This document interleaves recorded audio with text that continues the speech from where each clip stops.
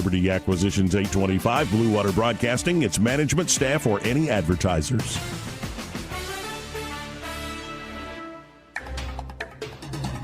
It's time for Montgomery's conversational radio show. It's News and Views on News Talk 93.1 FM. To join the conversation, call 272-9228.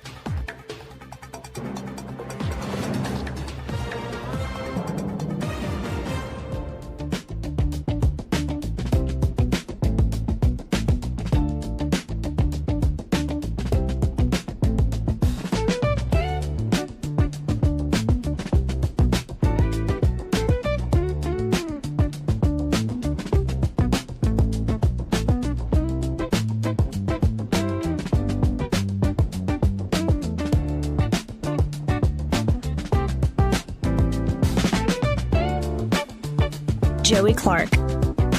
Welcome into the program, Wednesday edition of the show. Thank God for another beautiful day and for another good show, hopefully. We have more updates on the Iran war, as well as some, Alabama politicking going on. We're getting closer and closer to the primary in May, and that means political ads are dropping like crazy. Major markets in the state, and most of your votes and your money is going to be in the Birmingham, Huntsville area, Huntsville, but spent most of his life as a soft-on-crime Democrat. That is the latest Club for Growth ad slamming Attorney General Steve Marshall, who, of course, is running for U.S. Senate, and, of course, Club for Growth backing Congressman Barry Moore after President Trump backed Congressman Barry Moore. Joining me to talk about this and a few other things, we have Jeff Poore, host of The Jeff Poore Show and editor-in-chief at 1819news.com. Jeff, how you doing?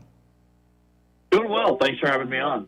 Now, I believe you got the chance to speak to the Attorney General earlier today on your show. For folks who don't know, this ad, let's first characterize the ad, and then I want to know how Steve Marshall is responding to this. A very hostile ad, probably one of the most hostile ads I've ever seen in a political, and this is in any state, but especially in Alabama. I thought, I just for your listeners, if you haven't seen it, it's up at 1819 News, 1819news.com, and they attack him for formerly being a Democrat, as a prosecutor up in Marshall County, and then there's a discussion we could have about that. It's just how things were when he was in politics up there. But it goes after a couple of the cases he prosecuted. It questions the how they were handled, and in one of the cases, I believe it involved the convicted, and he was given a light sentence, but he raped his mother, and they somehow or another, I've never seen this before, simulated a rape in a political ad. My God. Which is just insane, right? Yes. So they did that. And that the ad's going to have a bunch of money behind it. It's got a $1.25 million in Huntsville, Birmingham. That's a significant amount of money. Now, it's run in conjunction with, there's another spot that's pro Barry Moore, and highlights Barry Moore's he's been with Trump from the beginning. There, when he was at Lab People Stadium in Mobile in 2015, that summer, one of the very first elected officials anywhere to endorse Donald Trump for president. And here we are today, and he got the Trump endorsement, and that's sort of where that goes. But just as far as that, Marshall's reaction, I thought he did all right. I even asked him before, hey, do you want to talk about this or not? And he said, yeah, I'm happy to talk about anything.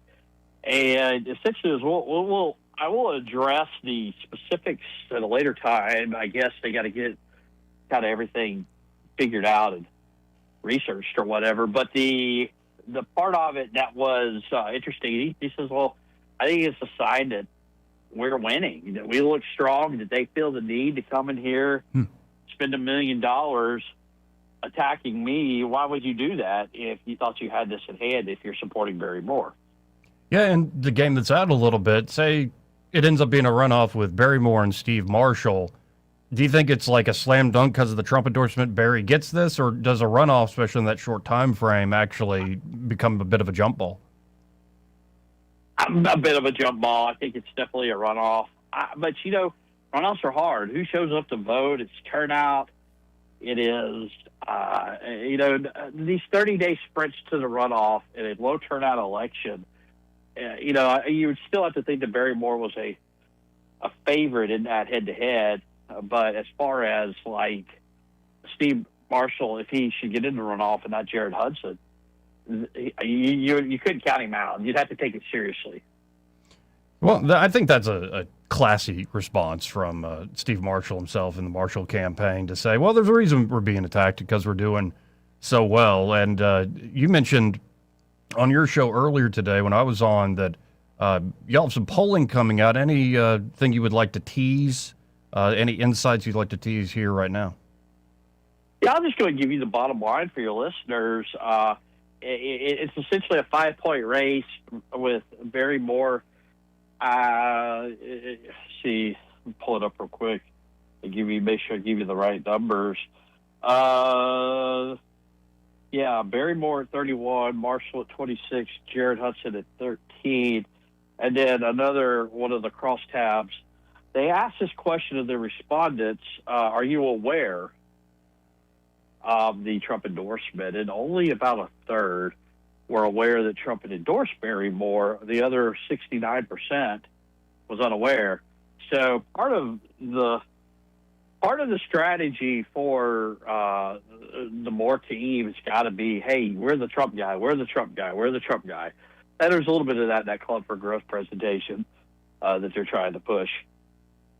Yeah, so it'll be interesting to see if this is just the beginning, because I'd imagine Club has got plenty of money, and the campaigns themselves, as well as these outside groups and PACs, there's plenty of money to actually fire off here. I wonder how much this is actually going to cost to win this new Senate seat.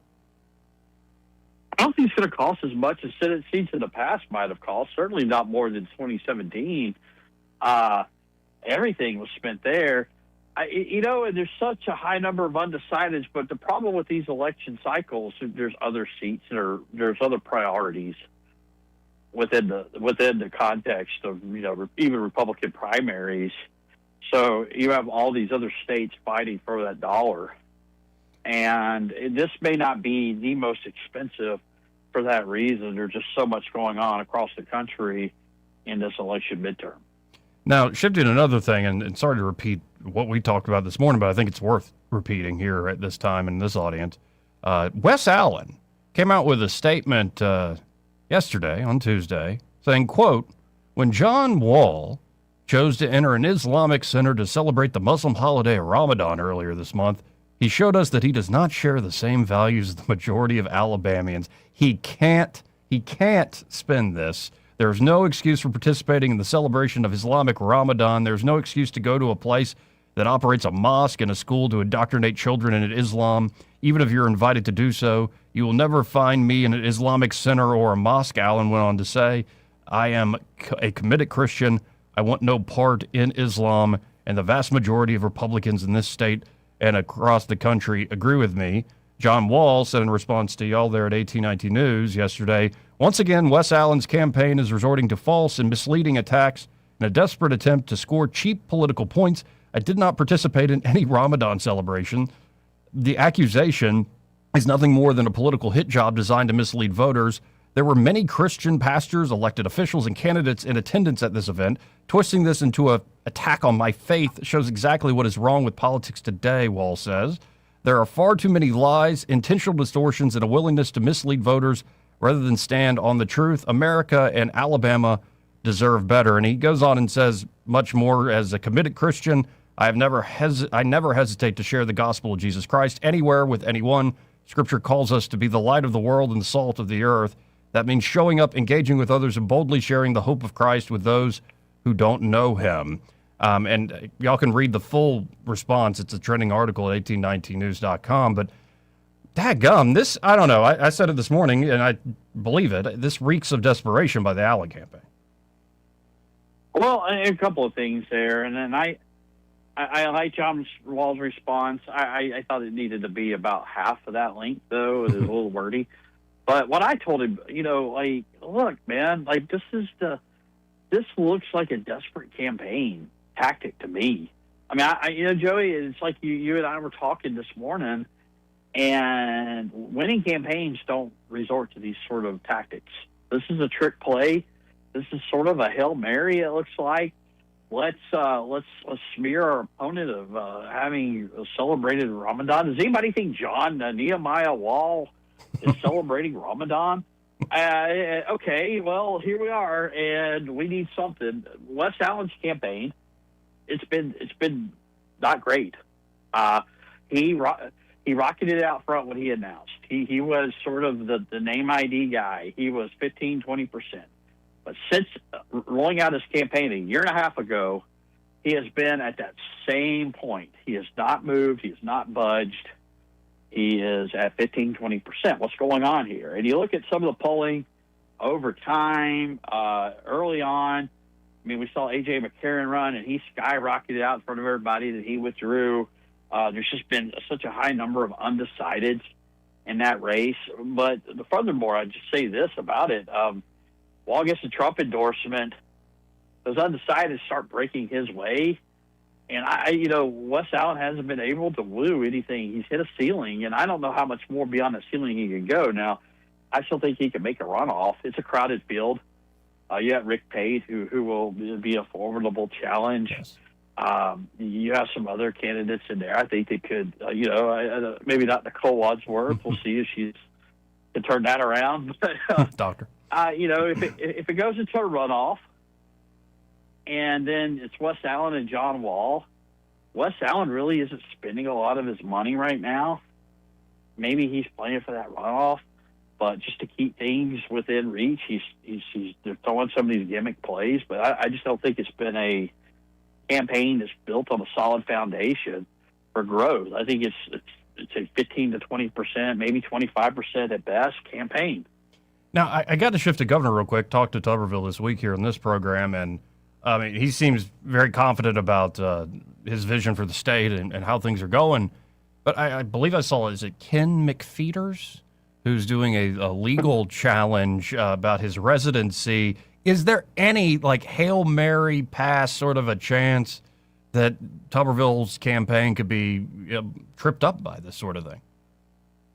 I don't think so. I mean, they've tried this. Jeff Sessions tried it 6 years ago when he ran against Tuberville. Maybe not a legal challenge. Now, the law is really we know what the Constitution says about 7 years and the age requirements, but we also, like, I would just say this, in addition to that there's like the way it's adjudicated isn't necessarily through the courts.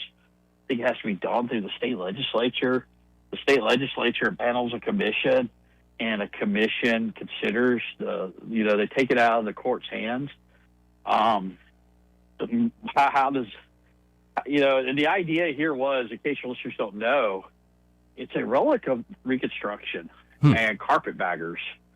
And, all the people that came to Alabama, ran for office, and got power, but they weren't really from here. And even in 1901, that was still kind of fresh on the minds of the drafters of the Alabama Constitution, and that's why they put the 7-year provision in it. So the Tuberville people seem to think they got all that nailed down. They got that nailed down with the voter registration, the homestead, and all of that. I don't know that there's any fruit left on that vine. Now, if we could put on your national political hat for a second, I'm looking at a Politico article here saying Democrats in a jolt Tuesday through reliably red Florida, flipping 2 legislative seats, including the district containing President Trump's Mar-a-Lago home. So it was a state house seat in the legislature there in Florida and a state Senate seat in Tampa. And there's a lot of local state Democrats there in Florida, but also national Democrats saying, oh, this is the coming big blue wave. Trump is losing independence.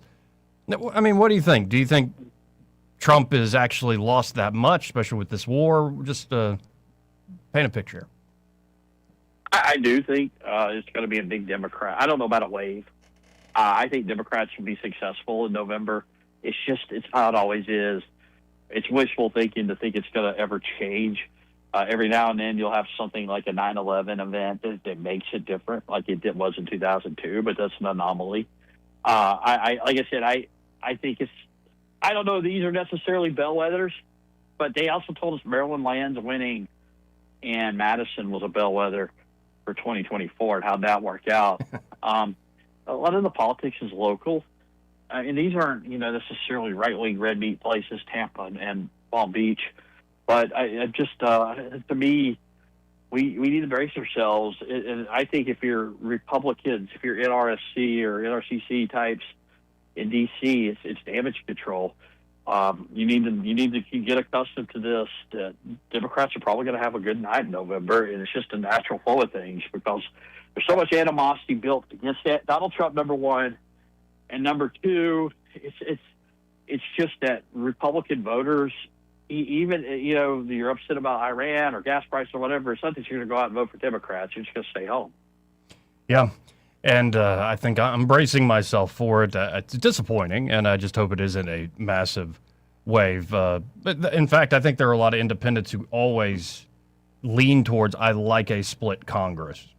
When one party has the Congress and the White House, and people tend to, even though I find it a bit frustrating in terms of the impeachment politics that goes on by both parties at this point in our discourse. But I think independents kind of like that gridlock, so to speak. Well, we haven't had a Republican impeachment in, 30 years? But I think Democrats, they've got the articles of impeachment sitting on the table, ready to go. They're going to do that. And let them do it. I mean, you need to start, if you're a Republican right now, you need to start looking at 2028. And I think let them do their crazy thing.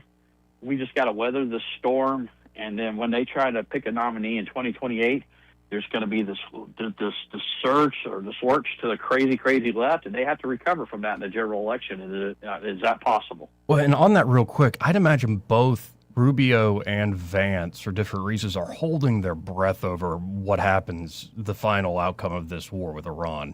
Like, this is one of those, not just rolling the dice and Trump taking a risk, but it's everybody around him, especially those two, that's taking this risk with him. I think that's the fork in the road. If you like the foreign policy, there's a lot of Republicans who do. Rubio's your guy. Vance will still have to answer for it, but he may have some subtle disagreements with the president that he can lay out on the campaign trail. It's going to be hard for him as the sitting vice president, one would think. But that's, Rubio, would he have to give up his seat to run, and then J.D. Vance to remain vice president also is kind of an interesting question. Well, does that matter or not? But that's where I think the fork in the road is going to lie. And want to tell folks they should at least look out. I don't know if what you're doing tonight is actually being live streamed, but they should at least look out, I'd imagine, tomorrow for coverage of this debate that you're going to be moderating here this evening.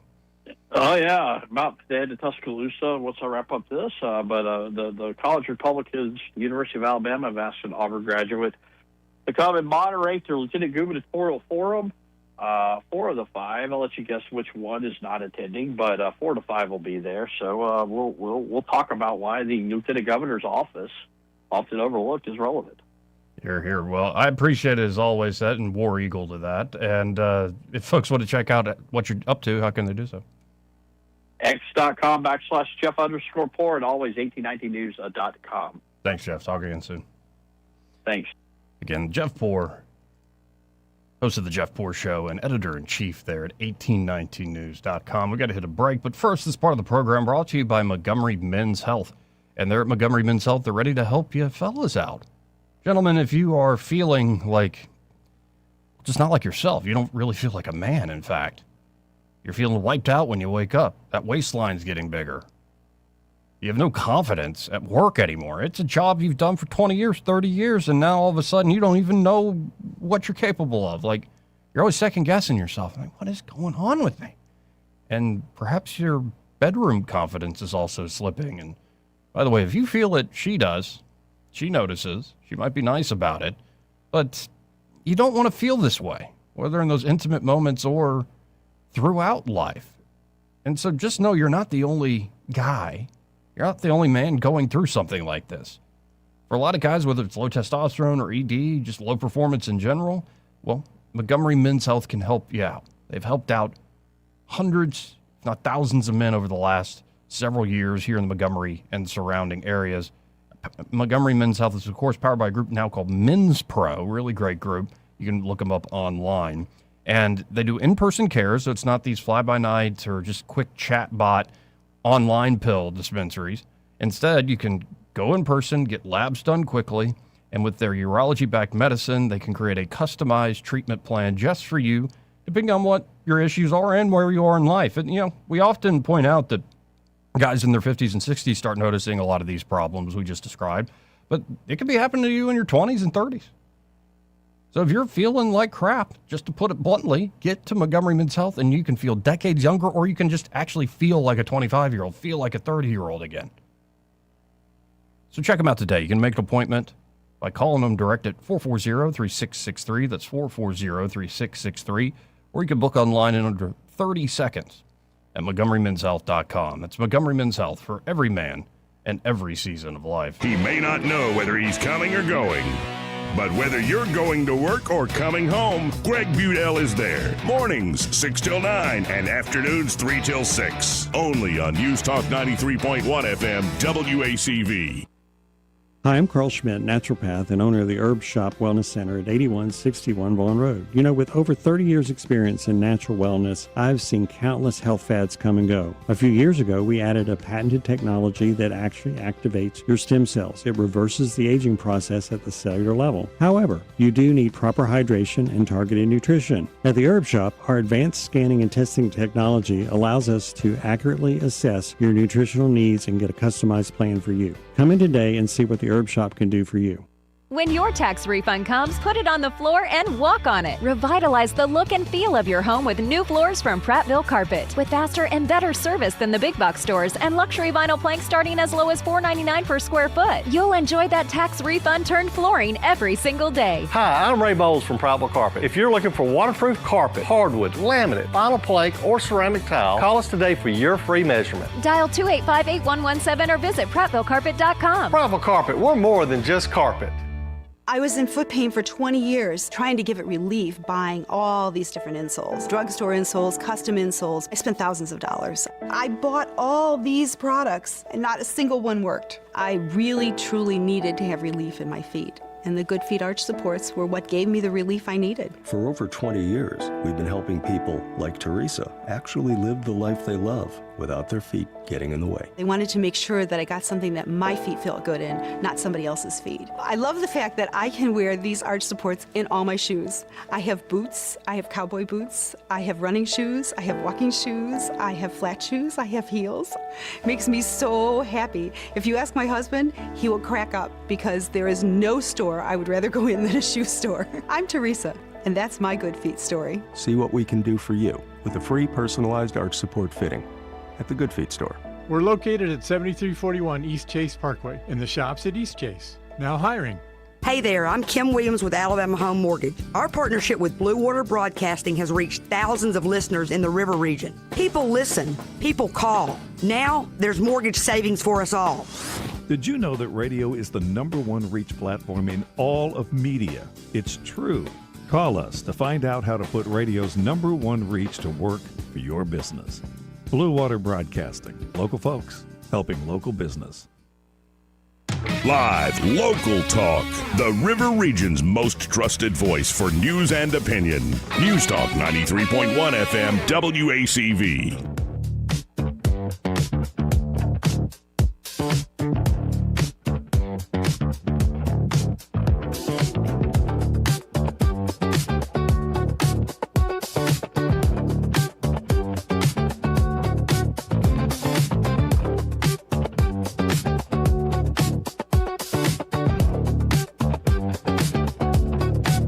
Joey Clark.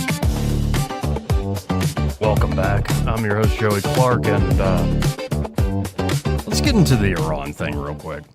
Because what came out is the U.S. has sent 15 conditions for peace with Iran.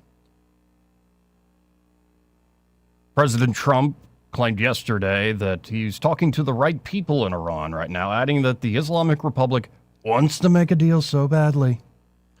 We're in negotiations right now. We have a number of people doing it.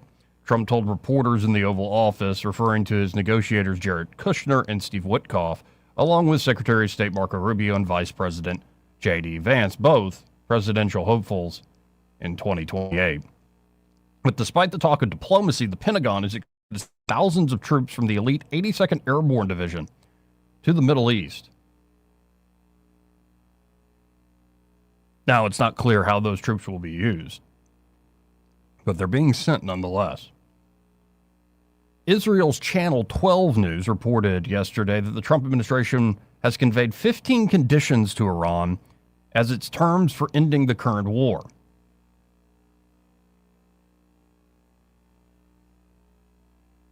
Apparently, Washington informed Jerusalem ahead of its negotiations with Tehran on ending hostilities, which began Sunday, without specifying how far ahead of time. And the conditions appear to cover all of the United States and Israel's war goals. Nonetheless, Jerusalem is concerned that Trump and his team want to push quickly for a, quote, framework agreement, an agreement in principle with Iran, rather than insisting on these demands as a condition for halting the war. Kushner and Witkoff have drawn up a mechanism involving the declaration of a month-long ceasefire period during which the sides would negotiate a 15-point agreement. The framework is quite reminiscent of the previous Trump administration brokered agreements with Hamas in Gaza and with Lebanon. So here are a few of the points U.S. demands for Iran. Iran must dismantle its existing nuclear capabilities. That's number one. Number two, Iran must commit never to purchase nuclear weapons. Number three, there will be no uranium enrichment in Iranian territory. Number four, Iran must hand its stockpile of some 450 kilograms of uranium enriched up to 60% to the International Atomic Energy Agency in the near future in a timetable to be agreed. The Natanz, Isfahan, and Fordo nuclear facilities must be dismantled. The IAEA and the UN's nuclear watchdog must be granted full access, transparency, and oversight inside Iran. Iran must abandon its regional proxy, quote-unquote, paradigm. Iran must cease the funding, direction, and arming of its regional proxies. The Strait of Hormuz must remain open and function as a free maritime corridor. Iran's missile program must be limited in both range and quantity, with specific thresholds to be determined at a later stage. Any future use of missiles would be restricted to self-defense. In return, that was like 11 points right there. In return, Iran would benefit as follows. They would receive a full lifting of sanctions imposed by the international community. The U.S. would assist Iran in advancing its civilian nuclear program, including electricity generation at the Bushehr nuclear plant, and the so-called snapback mechanism, which allows for the automatic reimposition of sanctions if Iran fails to comply, would be removed. Now, how are people reacting to this? Well, number one, Israel doesn't like it at all. They very much differ on the duration of the Iran conflict, but it's not just Israel. You're also seeing the Saudi crown prince doubling down on what he's been saying, that Trump must continue the war. The regime must be eliminated.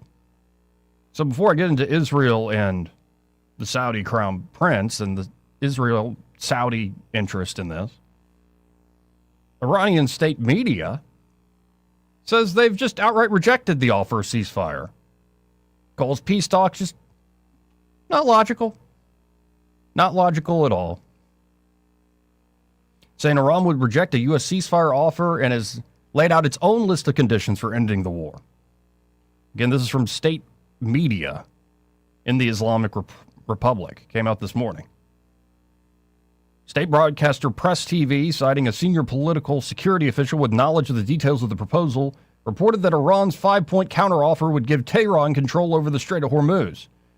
And that's probably a non-starter for the United States.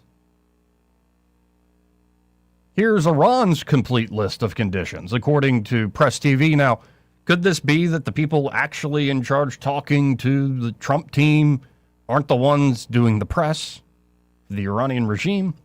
Who knows? But here's what the official public relations propaganda statement is. Iran's complete list of conditions. A complete halt to aggression and assassinations by the enemy. The establishment of concrete mechanisms to ensure that the war is not reimposed on the Islamic Republic. Guaranteed and clearly defined payment of war damages and reparations. The conclusion of the war across all fronts and for all resistance groups involved throughout the region. Iran's exercise of sovereignty over the Strait of Hormuz is and will remain Iran's natural and legal right, and it constitutes a guarantee for the implementation of the other parties' commitments that must be recognized. And earlier today, another news agency, another Iranian state media outlet, Fars news agency, said there have been increased U.S. efforts to enact a ceasefire and start indirect talks with Iran to the end of the war. Fars said Iran does not accept a ceasefire. According to a source, basically, it is not logical to enter into such a process with those who violate the agreement. The source told Fars News that Iran intends to realize its strategic goals in the war, and that only when that happens will there be a possibility of ending the conflict. Again, this conflict began on February the 28th. So it seems like there's a lot of daylight, at least publicly, between the two belligerents here. And when you bring in the third belligerent in this war, Israel, they very much differ with the United States on how long this should go, as do, as I said earlier, the Saudis. We'll get to that in just a moment. We got to hit another break. We'll be right back. Want to carry News Talk in your pocket? Download the News Talk 93.1 app from the App Store. Available on iPhone and Android. Never miss a moment. Download now.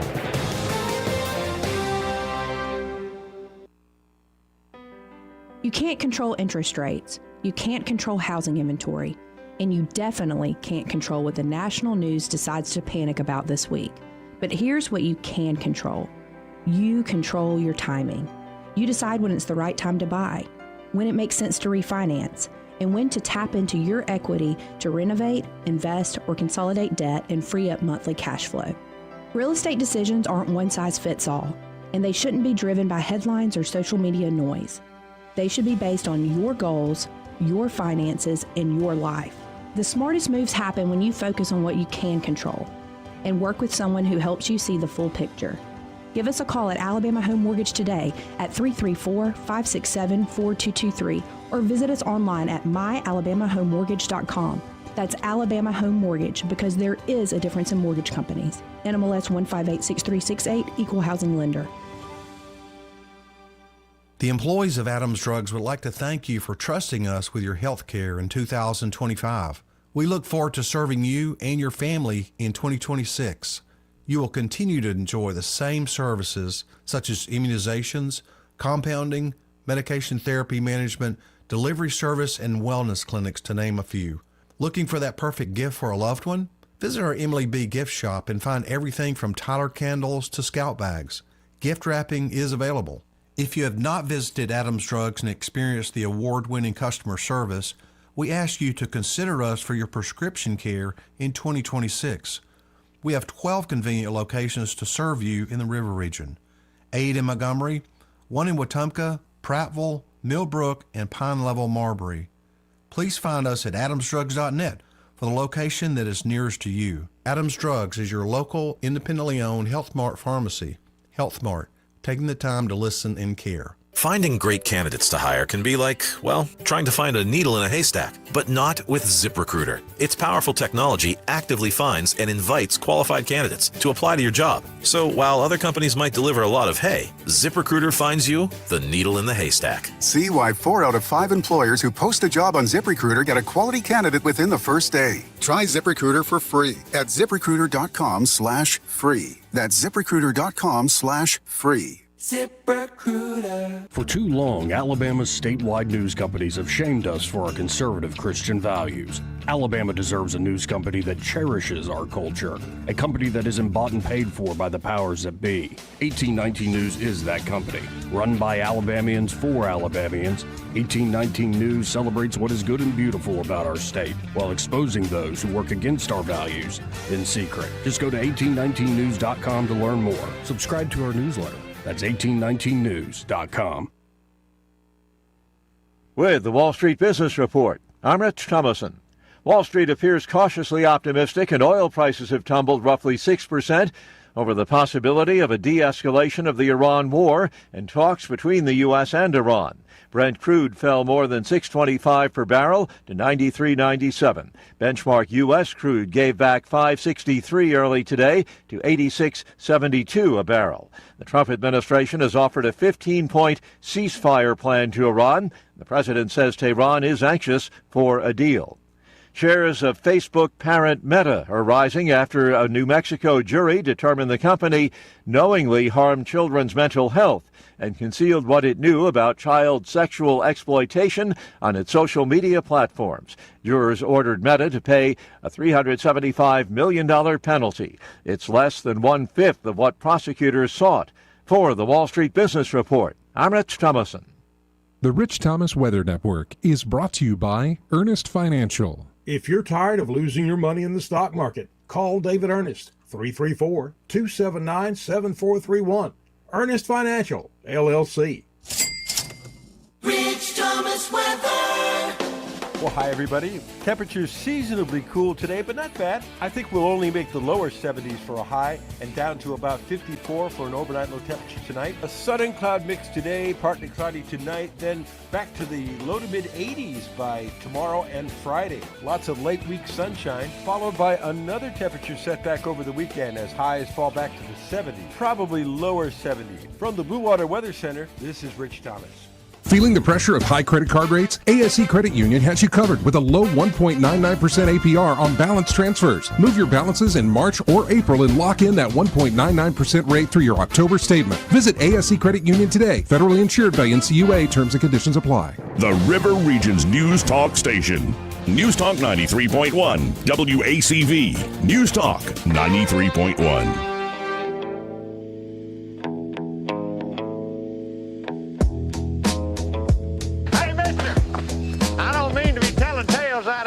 But there's a fella in there who'll pay you $10 if you sing into his can. I'm not here to make a record, you dumb cracker. They broadcast me out on the radio. Joey Clark. Welcome back. Now, where did we leave off? Yes. Israeli military leadership says it will need several more weeks of fighting to achieve its war goals in Iran, contradicting President Donald Trump, who has said the conflict would last 4 weeks or less. The Pentagon has reportedly dispatched around 2,000 airborne troops, the 82nd Airborne, to the region to put pressure on the Iranian regime as Trump released what he said was a 15-point framework. Now, of course, Friday will mark 4 weeks since Israeli and U.S. forces launched the conflict with waves of intense bombing Tehran and key Iranian cities and assets. So the Israelis are disagreeing about how exactly long this will take to achieve our war aims. And then if you look at the New York Times today, Saudi Arabia's de facto leader, Crown Prince Mohammed bin Salman, has been pushing President Trump to continue the war against Iran, arguing that the U.S.-Israeli military campaign presents a quote-unquote historic opportunity to remake the Middle East. In a series of conversations over the last week, Prince Mohammed has conveyed to Mr. Trump that he must press toward the destruction of Iran's hardline government. The prince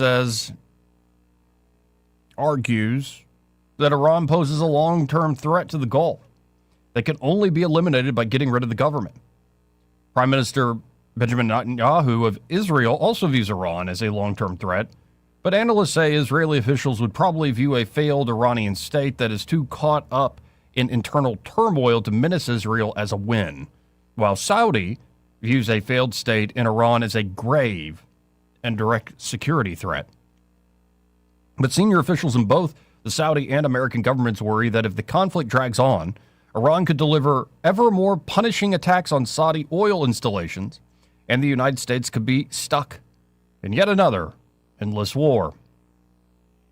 In public, of course, President Trump has swung wildly between suggesting that the war could end soon and signaling it would and could escalate. On Monday, the president posted on social media that his administration and Iran had held productive conversations regarding a complete and total resolution of our hostilities, though, of course, Iran disputed that. The consequences of the war for Saudi Arabia's economy and national security are enormous. Iranian drone and missile attacks launched in response to the American-Israeli assault have already created huge disruptions in the oil market. Saudi officials rejected the idea that Prince Mohammed has pushed to prolong the war. Here's the official statement from the Saudi government. The Kingdom of Saudi Arabia has always supported a peaceful resolution to this conflict, even before it began. Noting that they remain in close contact with the Trump administration and our commitment remains unchanged. Our primary concern today is to defend ourselves from the daily attacks on our people and our civilian infrastructure, the Saudi government added. Iran has chosen dangerous brinkmanship over serious diplomatic solutions. This harms every stakeholder involved, but none more than Iran itself. Now, of course, lately, and markets are responding today, just slightly, oil prices a bit down and the Dow a bit up. But Trump has seemed to signal we're going to be winding this thing down. And the Crown Prince there in Saudi said, it's going to be a mistake. And of course, this is based on the usual sources say, people on the condition of anonymity say, so, take it with a grain of salt. But Caroline Leavitt, the White House press secretary, said the administration does not comment on the president's private conversations. Apparently, even the Crown Prince has argued the United States should consider putting troops in Iran to seize energy infrastructure and force the government out of power. In recent days, Trump has given more serious consideration to a military operation to seize Karg Island. This is why you heard Lindsey Graham making all sorts of noises about it. Stop playing with it. And just get in there and do it.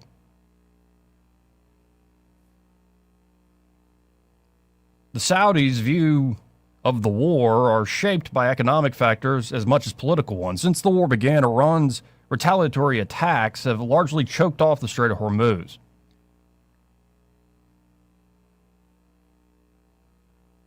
And so while the prince there in Saudi would probably prefer to avoid war directly, he's concerned that if Trump pulls back now, Saudi Arabia and the rest of the Middle East will be left to confront an emboldened and furious Iran on their own. In this view, they say, a half-finished offensive would expose Saudi Arabia to frequent Iranian attacks. And such a scenario could also leave Iran with the power to periodically close the Strait of Hormuz. Trump has, like I've been saying, a lot of decisions to make. And if this continues to drag on, well, maybe the midterms could be a bit of a wave election. Who knows? There's also reports out there that apparently the Iranians want to actually negotiate with J.D. Vance. They don't want to talk to Kushner and Witkoff anymore because Kushner and Witkoff have been the go-to guys for the last few rounds of talks, and, bombs ended up dropping on their heads after talking to Kushner and Witkoff. So let's try the vice president. I believe Vance was in Pakistan yesterday trying to break all this down. And there are some intrepid commercial folks out there. Apparently a Thai, like Thailand, a Thai tanker safely transits the Strait of Hormuz after talks with Iran, and they didn't pay a fee to do it. So it's interesting that Iran is letting a lot of oil flow through, especially oil going right to East Asia and particularly China. So what a mess all this is. What a mess indeed. In a second, going to shift gears and talk to Austin Barenko with Invista Advisors. And, might mention in passing, though at this point this is common sense stuff, markets hate uncertainty. And so the Strait of Hormuz is going to be intermittently close down, or only a few select tankers and destinations will be allowed through. Markets hate it, but markets are reacting to Trump saying we're in talks and we're trying to wind this down with the 15-point plan.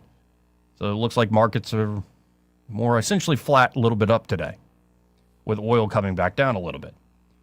So instead, I really want to talk to Austin Branco. I see a headline here that it looks like SpaceX could file an IPO this week. They could. They might. And I want to break down not just what, that means in particular for that company, but generally, what is the future if you're looking for commercial investment opportunities? What is the future of space for the average bear? Looking forward to that conversation after this. He may not know whether he's coming or going, but whether you're going to work or coming home, Greg Budell is there. Mornings, 6 till 9, and afternoons, 3 till 6. Only on News Talk 93.1 FM, WACV. Welcome to Eclectic Coins, Montgomery's largest coin dealer, specializing in buying and selling investment-grade gold and silver coins. And they have a large selection of rare coins and coins from around the world. Visit them at 543 Northeastern Boulevard or on the web at eclecticcoins.com. Eclectic Coins, where collectors who know go. We get this question all the time. Do you handle that? Buying or selling a home? Yes. Commercial? Yes. Land or investments? Absolutely. Hannah and Eddie Realty Group. One team. Every real estate move. 334-322-0662. Live local talk. The River Region's only 24-hour News Talk FM station. News Talk 93.1 FM WACV.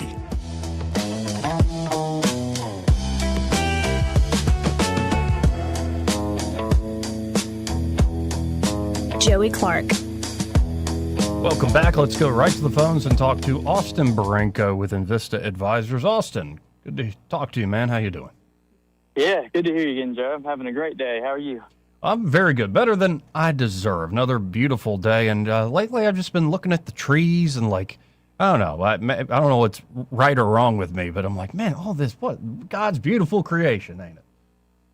That's right. And all the yellow pollen on every car you see, too. Yeah. Yeah, that hasn't bedeviled me too much. I hope it doesn't mess with you, but there are certain folks you're like, they get put down almost when the pollen gets out there. I'm a regular Claritin taker this time of year, but without my Claritin, I'd be in trouble. Well, good luck. Best of luck. Now, I'm looking at a headline here. Elon Musk SpaceX may file for an IPO as early as this week. Now, who knows the exact timing of this stuff, but number one, for the average bear, what does that even mean? And what do you think in particular of this company going public? Yeah, so, you and I have talked about the possibility of SpaceX going public for probably over a year at this point, knowing that that's always the trajectory of a company that has to expand. And for a retail investor, it means a couple of things. First of all, the company stops being private, so anyone can go out into the open market and buy shares of the company, whether you trade on Schwab or E-Trade or any of those basic trade platforms. Right now, you can't go and buy SpaceX. You would have to go and find someone that owns shares of SpaceX privately and invest directly through them. So it becomes publicly traded. The second thing to note is, let's say there are some people that hold parts of this company privately. Those shares aren't immediately liquid. So there's going to be a lockup period for any current holders of SpaceX. And that's really for, one main reason is to prevent volatility at the IPO. So, just theoretically, if they were to IPO, even if they were to file for an IPO, it's not like it would happen immediately. There is a process they'll go through. But on IPO day, when it's traded publicly, people that have held the shares privately typically have a lockup period of about 180 days.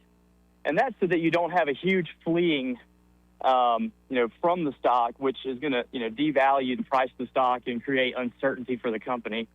But then at the end of that 180 lockup period, you'll see many of the private investors who have held for years begin to slowly take profits, which would be substantial for them.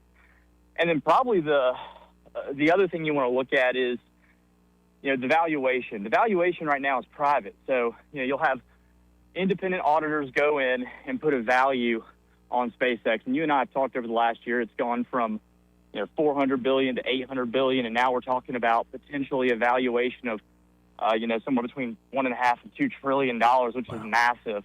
And so now the market will determine the valuation instead of independent auditors.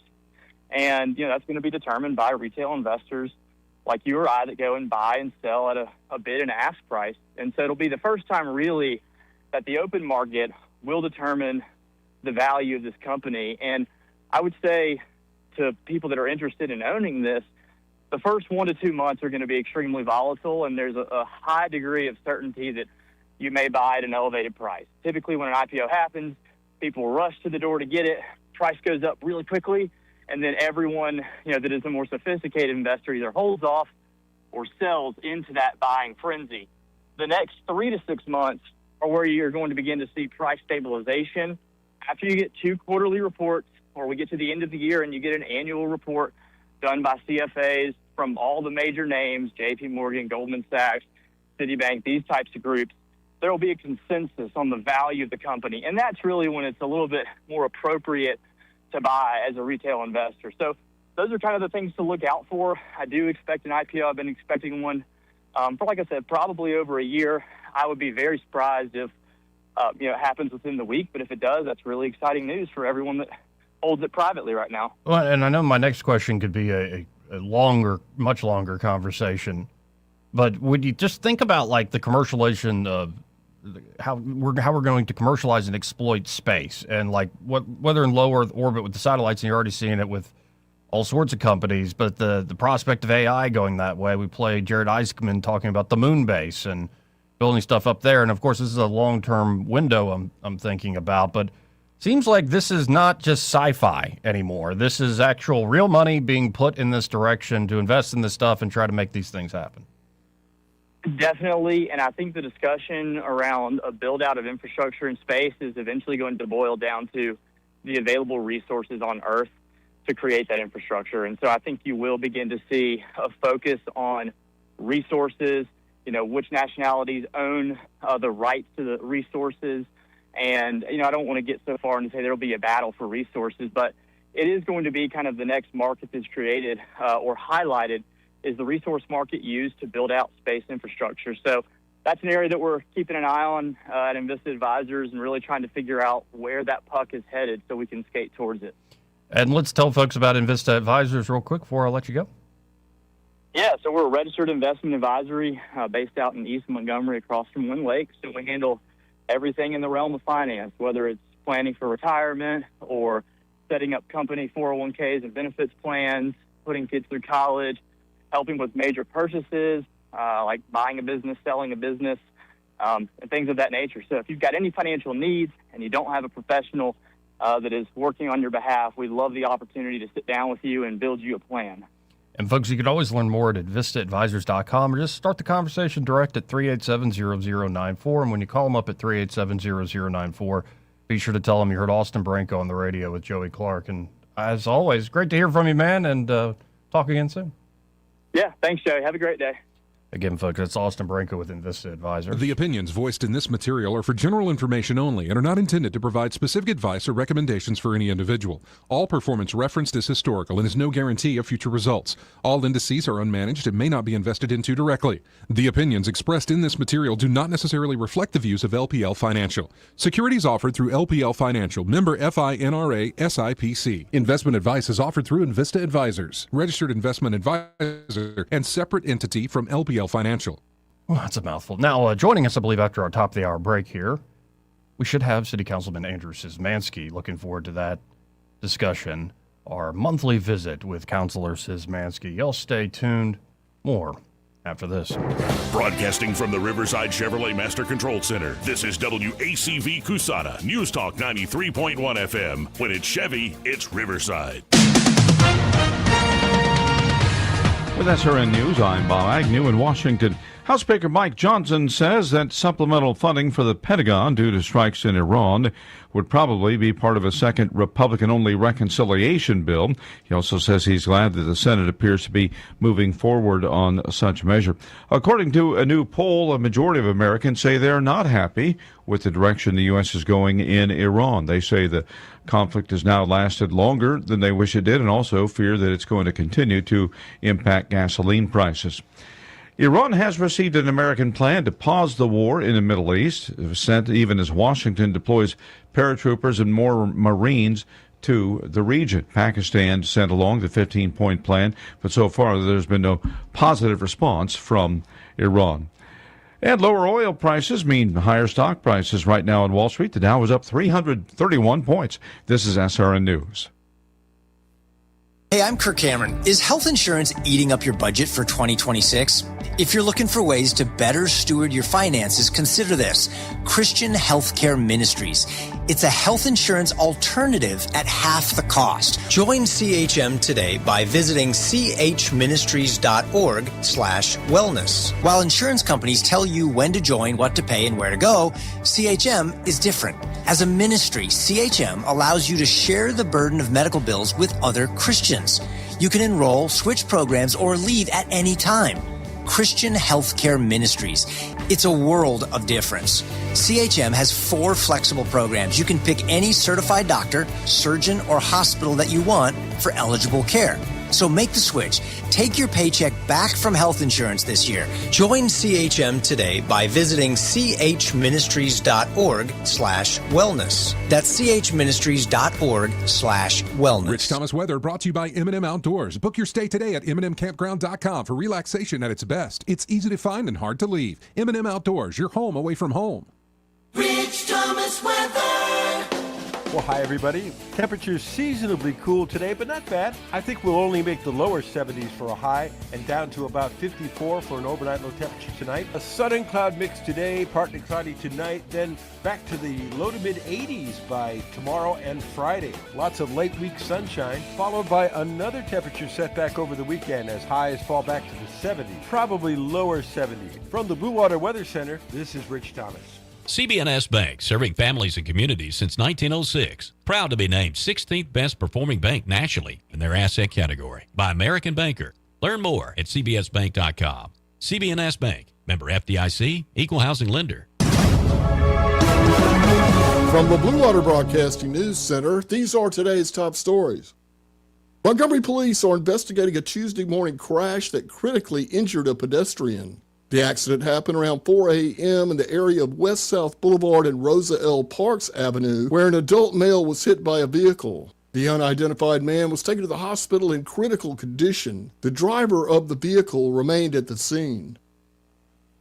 Law enforcement in Tallapoosa County seized more than 30 gambling machines during a raid on Tuesday. A search warrant was executed at an Alexander City business that resulted in the seizure of 32 gambling machines and a large sum of money. So far, no one has been arrested. The Alabama Attorney General's office is handling the investigation. Absentee voting for the upcoming election begins today in Montgomery County. Voters have until May 12th to receive an absentee application by mail. The last day to submit an absentee application in person is on May 14th. The Alabama primaries will take place on May 19th. From the Blue Water Broadcasting News Center, I'm Scotty Mosley. This hour of news and views is brought to you by our good friends at Alabama Home Mortgage. Alabama Home Mortgage, 567-4223. Visit them on the web at myalabamahomemortgage.com. NMLS number 1586368, an equal housing lender. E-Bike Oasis, E-Bike Oasis, E-Bike Oasis, ride for free.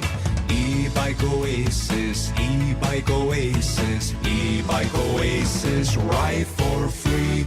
At E-Bike Oasis, we're more than just Montgomery's best electric bicycle store. E-Bike Oasis offers free 1-hour electric bicycle rentals and a full-service electric bike repair shop. Stop by E-Bike Oasis in Montgomery today for free rentals, repairs, and electric bicycle brands in town.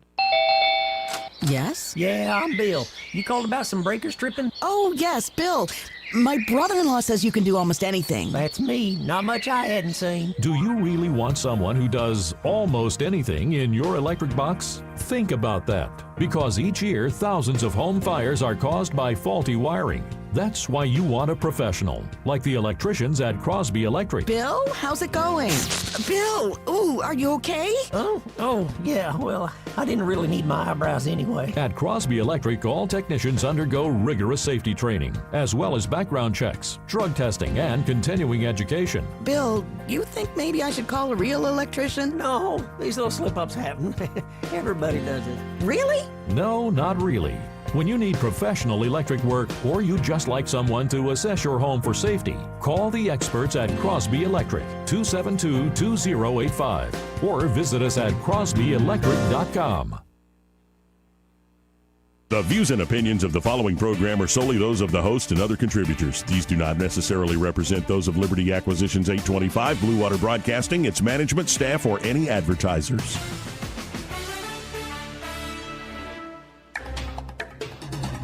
It's time for Montgomery's conversational radio show. It's news and views on News Talk 93.1 FM. To join the conversation, call 272-9228.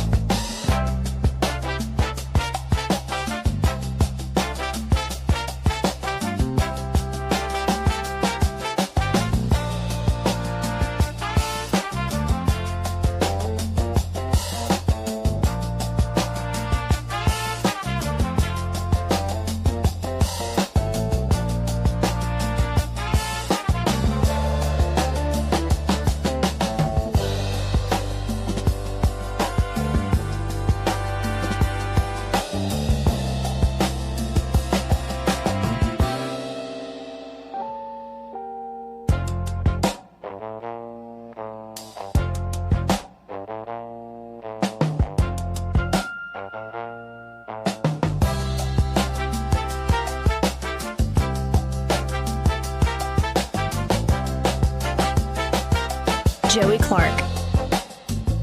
Welcome back. I'm your host, Joey Clark. And joining me in the studio here, we have City Councilman, Councilor Andrew Szymanski. How you doing? I'm doing good. Good. I'm just gonna do a quick rant at the beginning of this that is not even related to the position. But I will say this: I love this time of year. The city is coming back online. There's activities, all sorts of things that are happening. What a busy weekend we had in Montgomery this past weekend. But, and I know there's some people that probably are in the same camp as me, but I'm allergic to grass pollen. No. And this time of year, I wish we could and I don't mean this seriously, so don't escalate this, but it's like everybody has to cut their yards, and like you see these like social media things where people are like, if you want a full and healthy yard, you got to cut it aggressively at the beginning of spring to get it. If I sound bad on air, I apologize because I am just getting my butt whooped. No, you sound great, like you're about to sing a blues song. So it's definitely springtime, which is normally a really joyous occasion. But for those of us in the grass pollen allergy community, where it's been a little bit rough this past week. Yeah, for some reason it was bothering me. It's weird. It's right after COVID, this sort of stuff, and I was getting sick for weeks on end. And I'm like, is it just allergies, all this stuff? And I've gotten on this regiment where I'm like, feel fine. I got a little bit of the sniffles at the beginning of the whole pollen season. I'm good. Yeah. So not to rub it in, but you know. No. Well, and it's weird because ever since I've been down in Alabama, growing up in Massachusetts, I was always a fall allergy kid when I was younger, and then I come down here, and it's literally like the first 3 weeks of spring, and you know, every one of my neighbors, there's just lawnmowers just like cranking up in the morning. I feel like I'm being haunted because I know what's going to come next. So and everybody in the office is just honking like just, yeah. No, it is a real thing, especially if it bothers folks. It's like, and there's some medications that work, but half the time the side effects, I don't know, we get some crazy calls. I'm like, you on that Claritin again? You on that Allegra D? I know. I think I just keep like swapping. I just grab like the nearest brand that I think it's all the same ingredients. But yeah, it's always a tough time while also celebrating how much good stuff is going on. Now, how's the city business? Now, I think you last night at the meeting went on a little bit of a rant. A little bit of a tear. Yeah, we had this presentation at the last city council meeting, and we tabled the resolution. But essentially back, and this was even before I was on the council, as part of the Montgomery Thrive, the American Rescue Plan Act allocations. The city council had about some money that was set aside, roughly $2.5 million, that was supposed to be part of a small business loans that were going to be administered through the Hope Credit Union, COVID relief based loans. For whatever reason, that program really didn't materialize. Hope kind of pulled themselves out of that, and so thankfully, the money was not spent on anything; it was returned to the city. And our community economic development director wanted to deploy those not as loans, but actually as grants, because we're really up against the clock. In fact, I know most municipalities already done spending all of their ARPA funds. And it was presented at the last council meeting. There was a request for tabling. Mr. Robinson made himself available to all of us over the past couple of weeks, and we actually even had an additional week because we didn't have council last week. It was rescheduled, so we had about 3 weeks of time, and the idea that we were going to move this forward actually didn't pass 6-3. And I think one of the things that I find most frustrating about it is, number one, even though there was then a reconsidering and a tabling till the next meeting, this is where we have to be really good and nimble as a city. There is a limited amount of time for us to get this money into the hand of small businesses, and $2.5 million of essentially free federal dollars is not something that comes along very often. So there is a ticking time bomb, like clawback. We lose the money if we don't spend it. Yeah, basically we were told by November if any of the money is not spent, it goes straight back to the Treasury, and that goes for any allocations when it comes to ARPA. But we've done a really good job of spending pretty much all the other money. And the process that this takes, we had consultants there last night that said they had everything ready to go. We were going to pass this. The application process happens, then applications are vetted, risk assessments are done, and it's a reimbursement-based process per the federal guidelines, which means that you have to apply, then get chosen, and then you have to spend the money. So let's say you get $75,000 in building upgrades that you've applied for. Well, then you have to spend and do the work, and that doesn't happen overnight. No. And then you can turn all of it in once completed, and then an assessment is done, and if it's determined that it's an estimate ain't gonna cut it. You actually have to finish work. It's receipts. Yeah, it's reimbursement. And so we have till November, and you and I both know that even the best scenarios when it comes to government, fast is not usually a term that is tagged with that, and so that's why I was frustrated last night because and also the federal guidelines say you can't take it out of that small business pot and reallocate it to, you can't give it to the schools. You already have to say where it's going. That was due months ago. And so it has to stay in the same area. This is just one of those things where, I really hope that, now we just have to wait, but I hope my colleagues are ready to go. I don't know what else we're going to do with this, and I don't want to give that money back. I don't think in any scenario anyone would want to give that money back. No, it's like, what a waste. But why the holdup?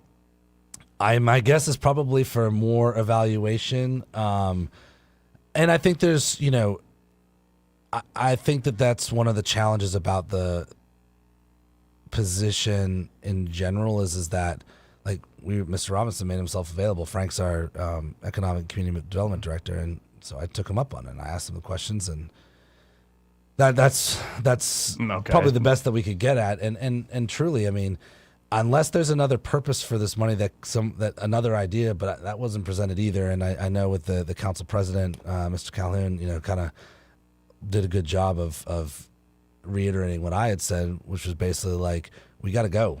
We run out of time. We got to go.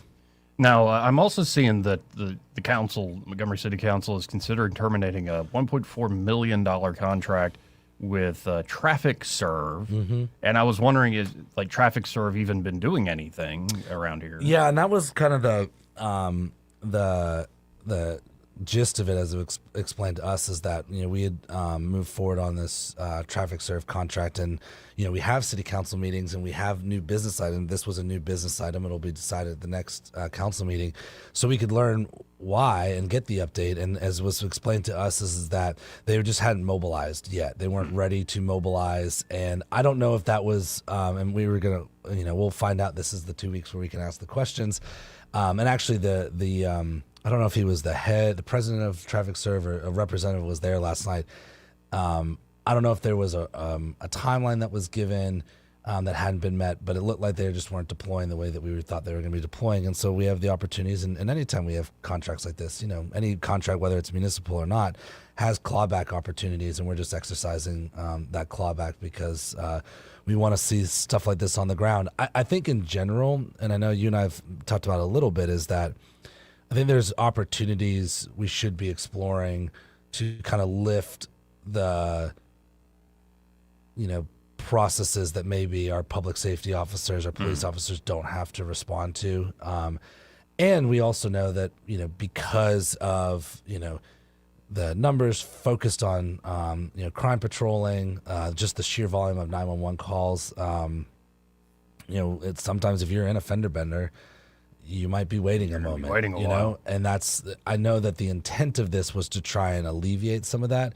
But of course, if you've got a contractor or that you're trying to work with and they're just not executing, then sometimes you got to look somewhere else. And that seems to be the reason why that was brought up to us. Yeah, I'm looking at a quote here from Marcus. It's Toussaint, co-founder and CEO of Traffic Serve, saying, quote, "I haven't had the opportunity to address or remedy any concerns the city might have with the contract, so I am respectfully asking for time to have that conversation or to have some insight as to the deliberations that has caused this particular item to be on the agenda today." But I believe, according to the chief of police, this would be Traffic Serve's first city they're operating in?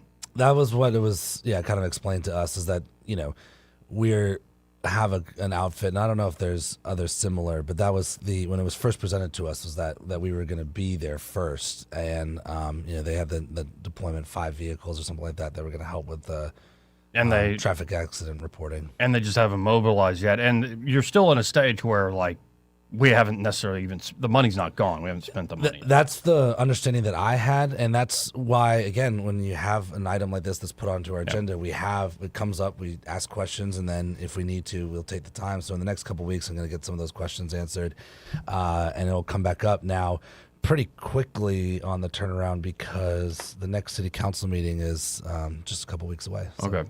And I believe next week, the legislature will probably be voting on Will Barfoot's bill over there about maintaining force levels, and I don't know. I don't have any special secret insight into how that will go with the legislature.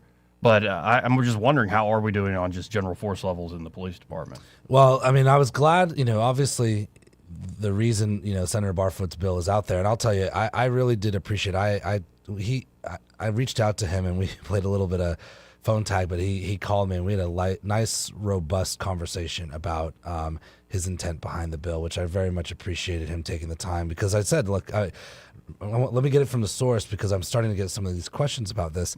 Yeah. Our force levels are, not that I have a solid number, but they seem to be improving. Last night, the city council, we had 10 new officers that were hitting the streets, which is really good, and That's another good. class of about 25 that were in the room. I know that the general word is that the incentive packages we have, the new signing bonus, which includes time served, right? So the first half of that, I believe, is for 3 years. Then you get the second $7,500, so $15,000 total for the next 3 years commitment. So that's real, and that's definitely helping as well. And I think, so that's all improving. I mean, it is a ongoing battle, and one that we should, we're going to continue working on. I know that advertising has been increasing, so we're doing the right things. We are trying to get the officers, of course, being on budget at about 400 is our goal. And, the last I heard, we're kind of, in the 230s, 240s. Real quick on that. Yeah. Because, I'm a jackass on the radio. You literally are elected to serve the city. Sure. Like, why can't people get a solid number? Why is it always like, give or take this range? Yeah. So there's a couple of things that have been, one is, I do know, and I've heard the chief say in press conferences before that, that they, there's a couple of factors. One is you have people that are active duty, you have administrative, you have people on, FMLA, you have some people in the military that are serving. So sometimes those numbers generally fluctuate a little bit. But, we have not to date asked for that hard count. And, we've had conversations talking about that. And kind of the way I've said is that, we defer to the police officer, the police chief and the way that they want to run that. But the moving target part is I think also one of the things that frustrates people about the entire scenario. I mean, when I get the calls, it's not that really people need to hear there's, 241 versus 239. It's that, we're hearing a lot of range, and if without any kind of clarification on that, it can be a bit challenging. The last time that I had a conversation, it was explained to me that it was about 230. So, and I like hearing the 10 new officers on the street, like actually they were be on there the floor. last night. But with the folks going through the academy, they don't necessarily have to work here. That's how I understand is that we run an academy, and then they decide where they're going after that is over, and that's why I was again pleased. I know with the legislature in town, there's been very intentional deployment of Capitol and state troopers in the downtown area. I've seen more Montgomery police officers moving around the downtown area. And then of course everything we know that's happening kind of with Max is happening, and I think that kind of collaborative approach is really our best bet for having those numbers. Interestingly, too, is I was talking to Councilor Beard recently, who had done a ride along, and it's just amazing the sheer volume of calls. I mean, and a lot of those calls tend to be domestics and have very varying ranges of what the situation is, and so the number itself, having all these different agencies responding to different things is needed because, we just get a lot of calls. And you led me right to my next question. Sure. How are we doing on the response, like 911 operators? Like when somebody's in a jam or something awful's happened, they call 911. Are they immediately getting somebody? It's funny. I try and be one of those proactive people and say that, I tell my residents, like, if you're hearing things, you need to call 911. So whenever Amanda and I hear something, we try and do the same thing as well. And I've always had pretty good luck with 911. And, that is, it's a tough profession. It's tough to get people into. I know that they've been very intentional about recruitment of that. I know that they've had some new operators. I think there's a press release about kind of updating on where that was about 4 or 5 weeks ago. So I don't have any specific numbers or percentages, but it seems like we're doing okay. I think one of the challenges that I have been told is that systems sometimes, when things happen, they just get immediately overloaded. And if you're one of the people that are calling about something where 16 of your other neighbors are, then that penetration, and I've had some people say like that they've had 911 calls that go unanswered, and we try and figure out how we can address those, because every time you call 911 there's a record of it, right? Sure. And so that's one of the things, and interestingly, that's one of the things I think that people don't realize can help your neighborhood or where you're at, your street. Calling 911, the chief has said very intentionally that they look at the data, where the calls are coming in from, what kind of incidents are happening, and they're trying to deploy, they're communicating about where, hotspots are and stuff like that. So even if the call isn't answered, if you hear gunshots and you make the phone call, that is clocked, and I know it's frustrating to not have somebody answer the phone, but that is something that is recorded and can help us be better at knowing where things are happening. And just to underline the point you made earlier, you circle back to something. I'm very glad that you got a chance to talk to State Senator Barfoot. I guess he, as you said, he made clear that this is not like a punishment of the city. This is more like, because I've talked to other folks. I recently just interviewed Catherine Robertson, who's running for AG, who's the current, chief counsel there under Marshall, and she testified in favor of this in front of the legislature. There are a lot of people at the state law enforcement level who are very serious about this. And my sense of talking to Barfoot myself is like, well, we just got to get the numbers up. And this is not meant to punish. This is meant to, if we're doing the supplementation, like in different agencies already working together, okay, eventually that costs a lot of money, especially for the state. So it sounds like, I don't know if you're sold on the bill and the idea. It's more like you got it clarified. Yeah, well, I got clarified what his intent for the bill was. And one thing that he and I talked about was the process, right? And so as it stands, and I'm not an expert on all the legislative processes, but it seems like you offer up this bill because it is statewide, because it would affect all Class 3 municipalities, all 2 of us, is what gets attached to it. So, I've had some people say, like, are you for this? Are you against this? And I'm like, well, let's see what happens with it first. I know that there's a propensity, and you probably know better than most that people want like a concrete.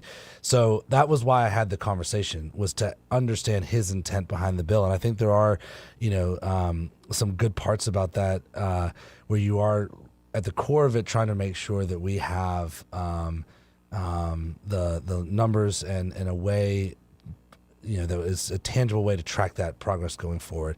And I voiced some of my concerns too. I mean, I think anybody in this side of things, wants to make sure that we're preserving, the municipality's ability to kind of govern as it sees best. And but when we come and talk about investments into public safety, that's a must, right? And so that's why I was glad, kind of at the base of this is that the idea is just to find a path forward to make sure that our streets are as safe as possible. And we'll see what the progress for this is. I know the legislative session is it's coming up pretty soon. Yeah, they're on spring break right now. Like, there are a bunch of high break? Schoolers. That's this week is spring break. Okay, so and then they'll be back next week and the week after. Yeah, but there's only a few legislative days because Monday and Tuesdays aren't legislative days. I go over there every once in a while, but I try to stay away. Yeah, my day job with the Alabama Scenic River Trail is state funded. We're a partner of the tourism department, and so obviously we've been monitoring all of this as well. And I know this year being it's a quadrennium quadrennium. Yeah, so that's the kind of the increased level of pace, and that's, I guess, maybe a little bit more chaos. I don't know. It always seems chaotic to me. Into the quadrennium. And then Anyway, like we got to hit a break here, and we can keep the conversation going. If you have a comment or a question for Andrew Szymanski, 272-9228. For your Verizon customers, 334-272-9228. Like, people have these local numbers saved without the area code, and Verizon won't go through. I've heard about this. Okay, yes. Yeah. I know we have to go to break, but I've heard about this. Yeah, it's I've had to retrofit my grandfather's contacts in his phone. Anyway, y'all stay tuned. We'll be right back. Want to carry News Talk in your pocket? Download the News Talk 93.1 app from the App Store. Available on iPhone and Android. Never miss a moment. Download now. I'm back to doing what I love and more, thanks to the Good Feet store. I suffered with plantar fasciitis for almost 20 years. I would try drugstore insoles and supports. If you suffer with plantar fasciitis, we know the search for pain relief can feel like a hopeless ordeal. I've been through surgeries, foot injections. I thought that foot pain was going to be with me for the rest of my life. At the Good Feet store, we hear stories every day of all kinds of cheap inserts, expensive shoes, and other failed remedies people have tried that just didn't work. I was trying all different things. Not a single one worked. And then I was driving past the Good Feet store, and I thought, why not? Give it a try. They wanted to make sure that they gave me the right arch support for my feet. Then it was like, okay, this is different. These make a difference. I'm so glad I met Good Feet. That changed my life. Don't lose hope. Give the Good Feet store a try. We're located at 7341 East Chase Parkway in the shops at East Chase. Now hiring. This is your roving reporter, and today I'm talking with a political activist. That's right, man. And could you please explain to us your red cap with the letters MMRGA? Yeah, man, this is my MARGA hat. MARGA? Yeah, man, that stands for Make My Retirement Great Again. I see. And to do that, what you need to do is call David Ernest, the asset preservationist. That's right, man. You can call David at 833-596-7233. 833. That's 833-596-SAFE. And I understand that's a toll-free number. Yeah, man. Get David Ernest on the case, and your retirement will be great again. And you make these hats. I do. Here's a whole pile left from the last administration. And they say CPWABD. Yeah, man. Corn Pop was a bad dude. And as you said, there's a whole pile here. Well, there wasn't much demand. I can dig it. Are you tired of the mainstream media's biased reporting? Do you want to stay informed on the news that really matters to you? Look no further than 1819 News.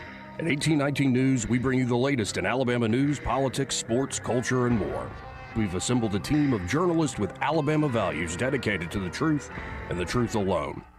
Visit us at 1819news.com today. That's 1819news.com. Subscribe to our newsletter. Honest News, Alabama Values.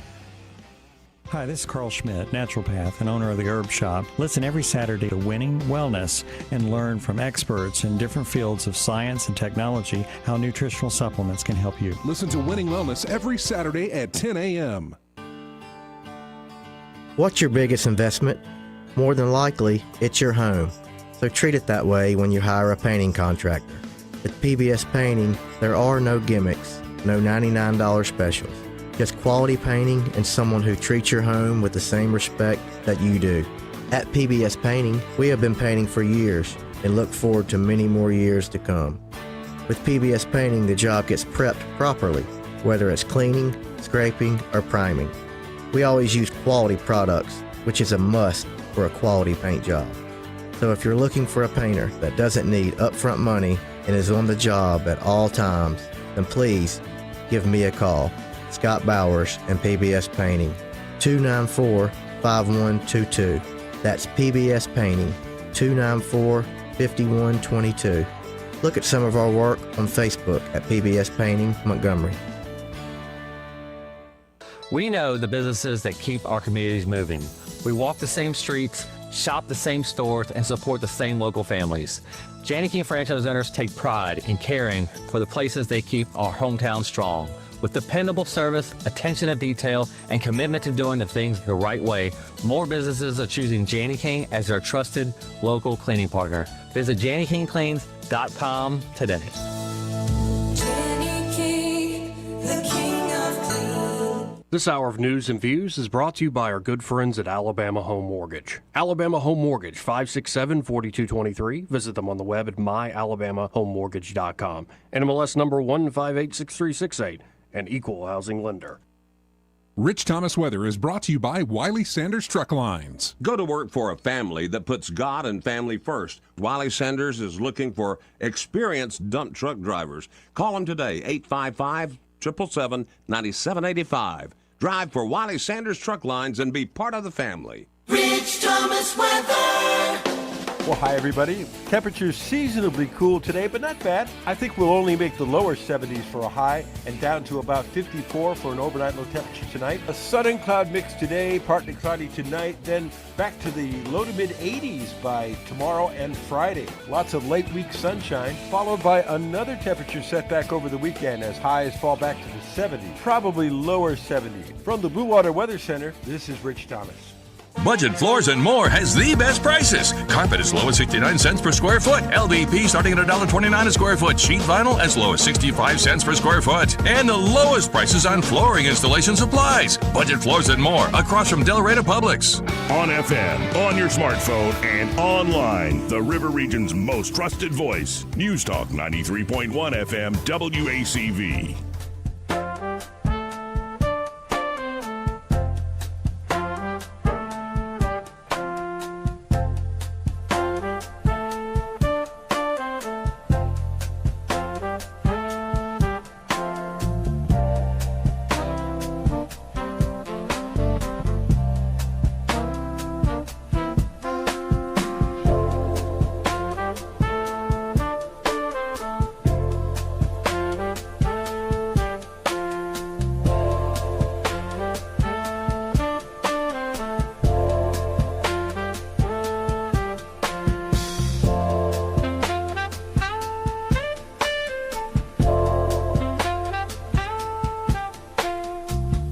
Joey Clark. Welcome back. I'm your host, Joey Clark. Andrew Szymanski, City Councilman, Councilor Szymanski, here in the studio with me. And let's go to Charles the First. Hey, Charles, how you doing? I'm good. Hey, Joey. Hey, Councilman. How you doing? I'm doing good. I had a question. Money comes to the city from Ken Boswell, with ADECA, and it's called the Bernie JAG. It's a grant because the city having violence, and it's $750,000 a year, and it goes toward things like the Violence Task Force, the Boys and Girls Club, the United Ambassadors Program, and all that kind of stuff to help stop violence. And the reason I'm interested is because my father was the highest-ranking law enforcement official killed in the line of duty, and that's why the award's given out. Officer Bernie was killed in the line of duty.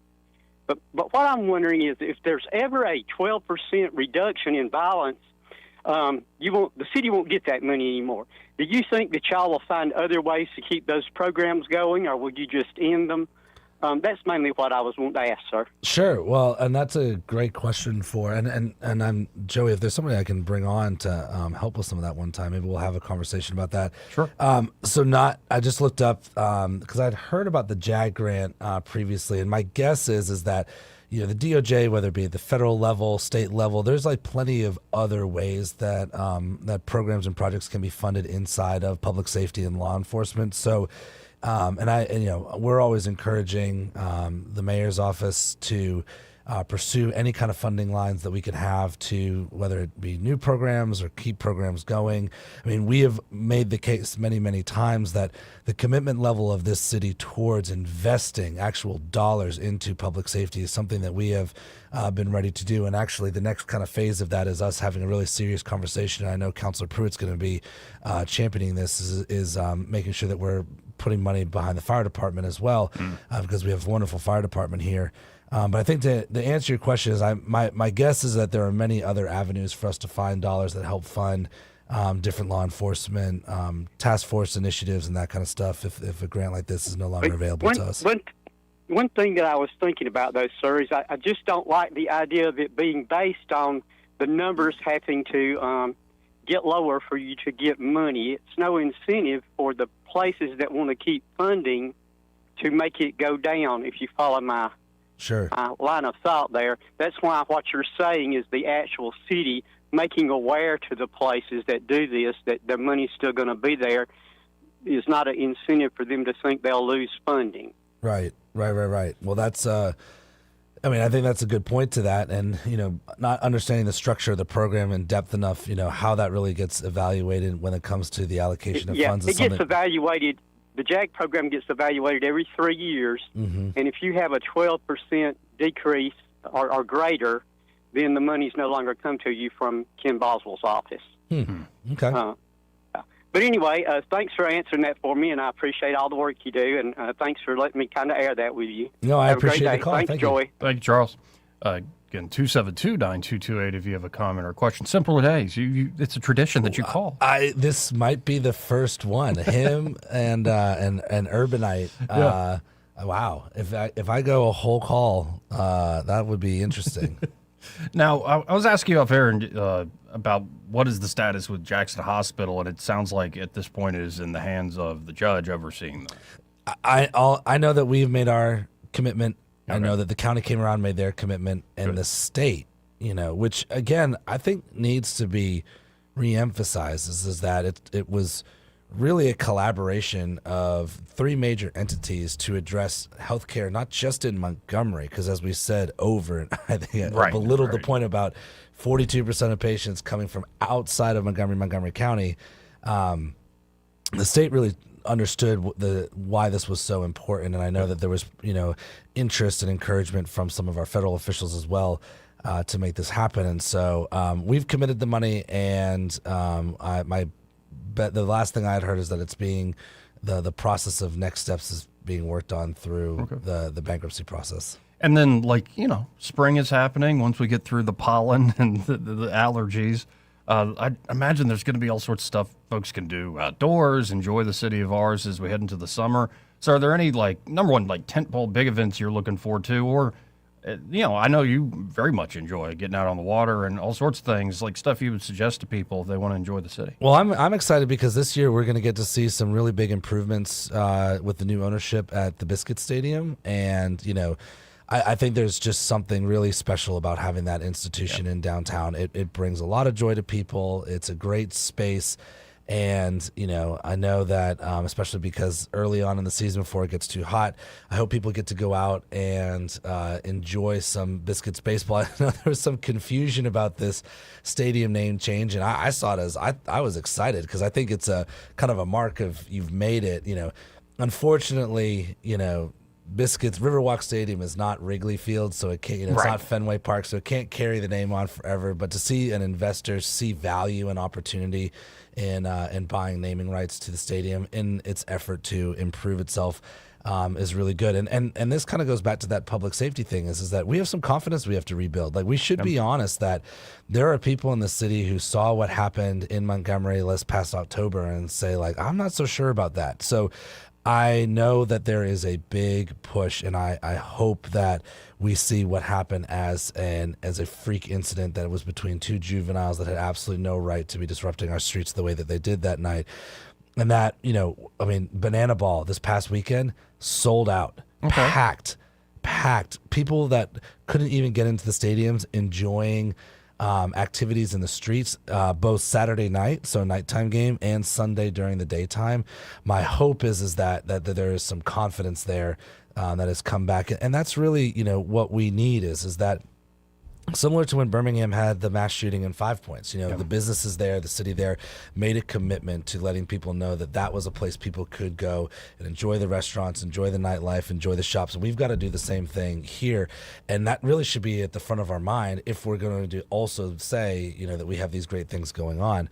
Of course, as you all know, I was at the Hootenanny at Whitewater. My fiance Amanda rode a gigantic float down the competition channel. They had the Bring Your Own Float competition. There were people on pizza slices, alligators, and giant swans and what unicorns. Was her float? It was crazy. She and two of her friends bought a 10x10 raft, and it was so big that they made them do the course all by themselves instead of with the group because they were worried people would get trapped underneath it. But that was kind of fun to see, and Whitewater's got a whole host of wonderful things, but it's also that time of year where the museum, the art museum, is bringing out new galleries and new displays. I just saw a post the other day, the improvements to the botanical garden that are absolutely fabulous, and really this is that time of year where people try and get everything in. We have an early Easter Sunday this year, and I know that as we kind of get towards the summer where the military starts to leave and families start making summer plans, like this is when it really happens, and it's really kind of lovely outside, and I hope that people really do participate. If you have the opportunity, go spend your money at some local businesses because this is when it all happens. Well, and I will be going Friday evening to Much Ado About Nothing at yes, ASF. Good deal. Probably my favorite Shakespeare comedy. It's hard to compete with Hamlet and Lear and all that other stuff, but probably my favorite comedy that he did. Yeah. My parents are coming down to visit in April, and going to ASF is always one of the things that they love to do. It's they come down from the Boston area where there's an entire theater district, and they say we have just as good world-class theater that is happening here in Montgomery, and those are the types of things, gosh, I heard the numbers for Frozen this past year were just absolutely awesome, getting kids involved in that kind of stuff. And the zoo's facelift is really making progress, and I'll tell you, I think it's one of the most we hosted a District 7 day out at the zoo, and there was a family there. They had all matching T-shirts on from the Dothan area, and I walked up to them and asked them, I said, what's the celebration? What's the T-shirts? And they said, we're here to celebrate a birthday. The son wanted to go to the zoo, and we're the only zoo between Birmingham, us, and then I think there's one in Gulf Shores area. Okay. So all of Central Alabama, we have the zoo, and there's really great people that are trying to do some awesome things there. We made a huge financial commitment to improve the entrance and guest experience, and that's just something that I think is really, really exciting for the city, and it's always a good time out there. I have to admit, it's been a long time since I've been by the zoo. You know, and that's what when we did District 7 Day out there, that was kind of the point. Is I kept hearing from people like, I just hadn't been to the zoo in a long time, and I was like, well, look, I'll pay for the tickets, and we'll all get out there and just go see what's happening. Because not only does it get people a day at the zoo, but then it gets kids excited. I mean, some of the things that we take for granted, if you have the ability to travel and go do other things, but not everybody does. And so when you have something like this in your backyard where you've got a child who can see something on television and then see a real life version of that, in their own community, is really, really important. The idea that Montgomery has all of these things, I'm more aware than most about all the challenges that we have, but there's also some great things here that we need to be investing and spending our time in. Now, has there been any more talk, even if it's like, say, scuttlebutt, rumor, innuendo, about what's going to be done with the former Montgomery Advertiser property? Yeah, there's been talk. We know based on the State of the City address that the mayor gave this year that there is going to be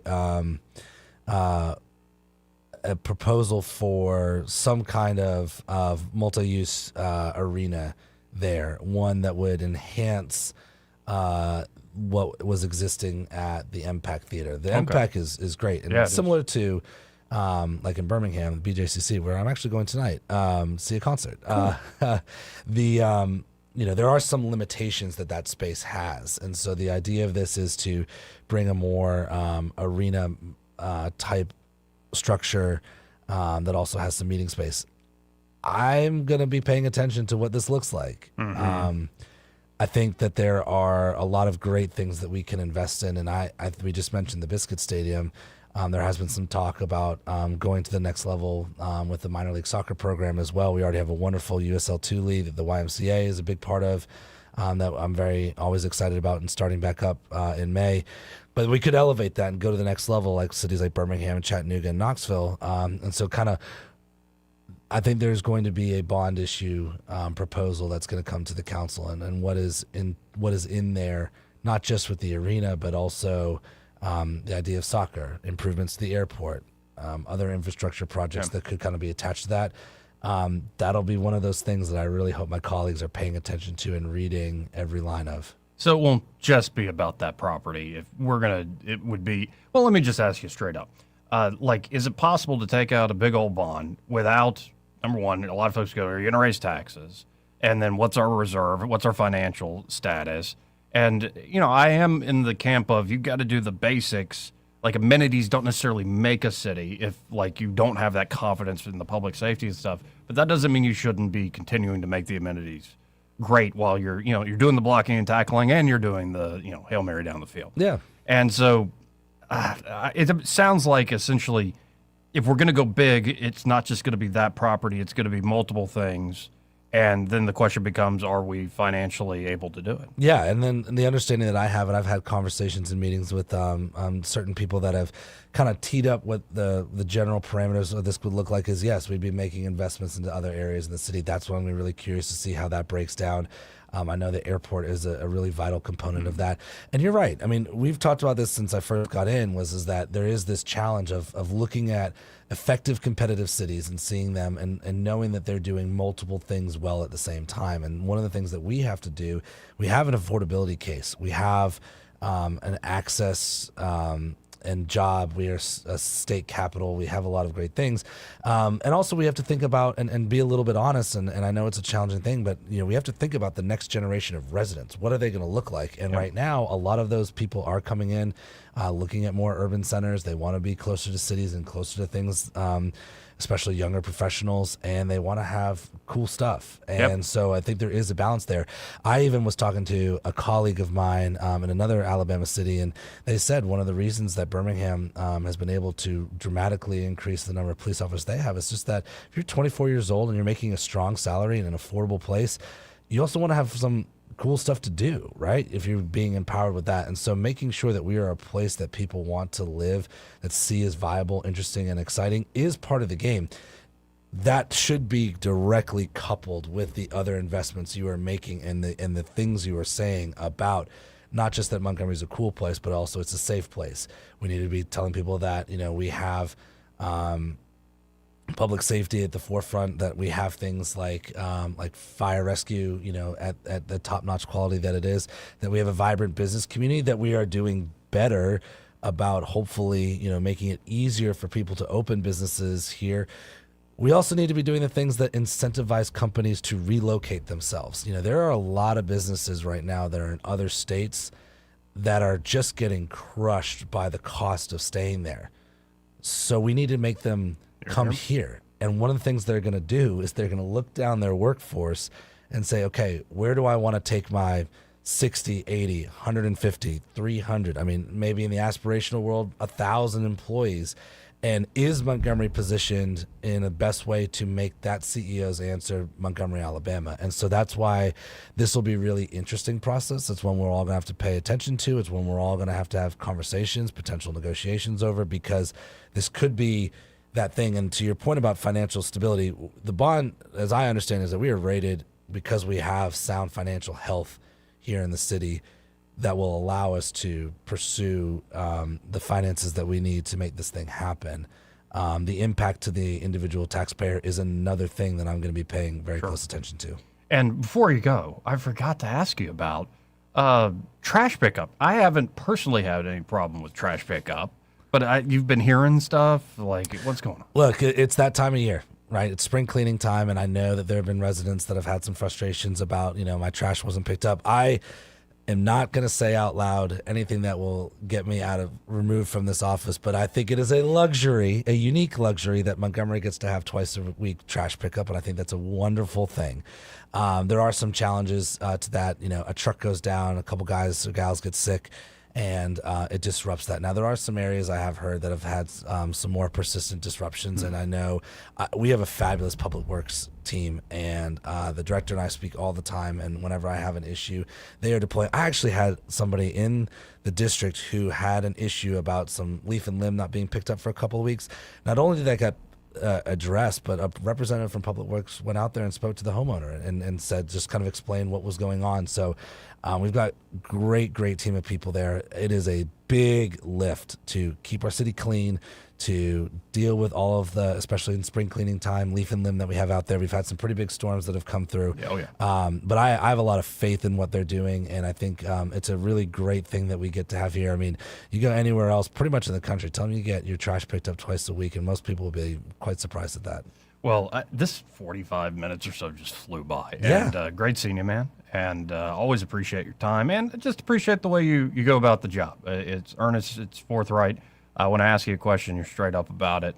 And even when you're undecided on something or we might disagree. So I really do appreciate you. Yeah, well, I love the forum. I love the opportunity to talk, and I like that we kind of coordinate this the day after city council meetings, because there's a lot that is hard to interpret through a YouTube channel or a Facebook Live. And, I hope for people too, like whether it's your neighborhood associations or connecting with your counselors, like my colleagues and I understand, that there are challenges that the city is facing. We're trying to address those. And I think being accessible in this way is great. So, and I know that, sometimes the questions you're asking come from listeners from previous segments that you're kind of tallying up and you're paying attention to council. So we'll keep this thing going, and we'll see you next month. See you then. We got to hit this break, folks. We'll be right back. He may not know whether he's coming or going, but whether you're going to work or coming home, Greg Budell is there. Mornings 6 till 9 and afternoons 3 till 6. Only on News Talk 93.1 FM WACV. E-Bike Oasis, E-Bike Oasis, E-Bike Oasis, ride for free. E-Bike Oasis, E-Bike Oasis, E-Bike Oasis, ride for free. At E-Bike Oasis, we're more than just Montgomery's best electric bicycle store. E-Bike Oasis offers free 1-hour electric bicycle rentals and a full-service electric bike repair shop. Stop by E-Bike Oasis in Montgomery today for free rentals, repairs, and electric bicycle brands in town. This is Jennifer Pestruccelli, General Sales Manager and co-owner of Blue Water Broadcasting. We're home to 7 radio stations at a rapidly expanding digital marketing platform, and we're looking for our next great sales professional. At Blue Water, you'll build customized campaigns that include radio and targeted targeted digital marketing solutions. You'll prospect new clients, manage your own accounts, and work in a fast-paced, creative environment. Media or digital sales experience is a plus. Send your resume to jobs@bluewaterbroadcasting.com. Blue Water Broadcasting, local folks helping local business.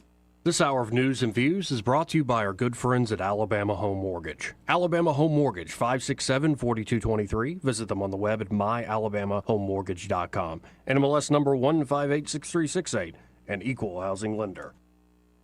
When news happens, you'll hear about it first. The River Region's most trusted voice. News Talk 93.1 FM WACV.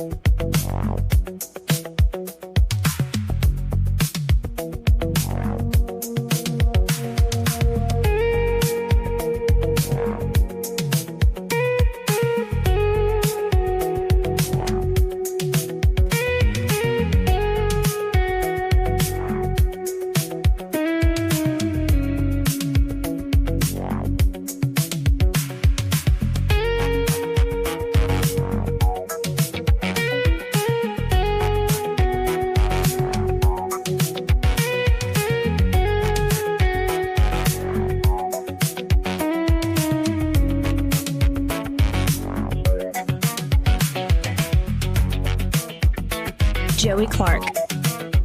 Welcome back. I'm your host, Joey Clark. Always great seeing Andrew Szymanski. And coming up, I believe we have Case Dixon calling in, going to be talking about his campaign. He's challenging Gary Palmer in, I believe, District 6, the congressional district. And we'll get to him after the top of our break. First, let's talk to Michael Cohen with Cohen's Electronics and Appliances. Hey, how you doing, Michael? I'm doing wonderful. How are you? Life is good. Like, easy going, better than I deserve. And, you know, the allergies ain't bothering me too much, which I guess I'm lucky in that regard. Well, that is good. That is good. Now, tell us about the Cohen's experience there today.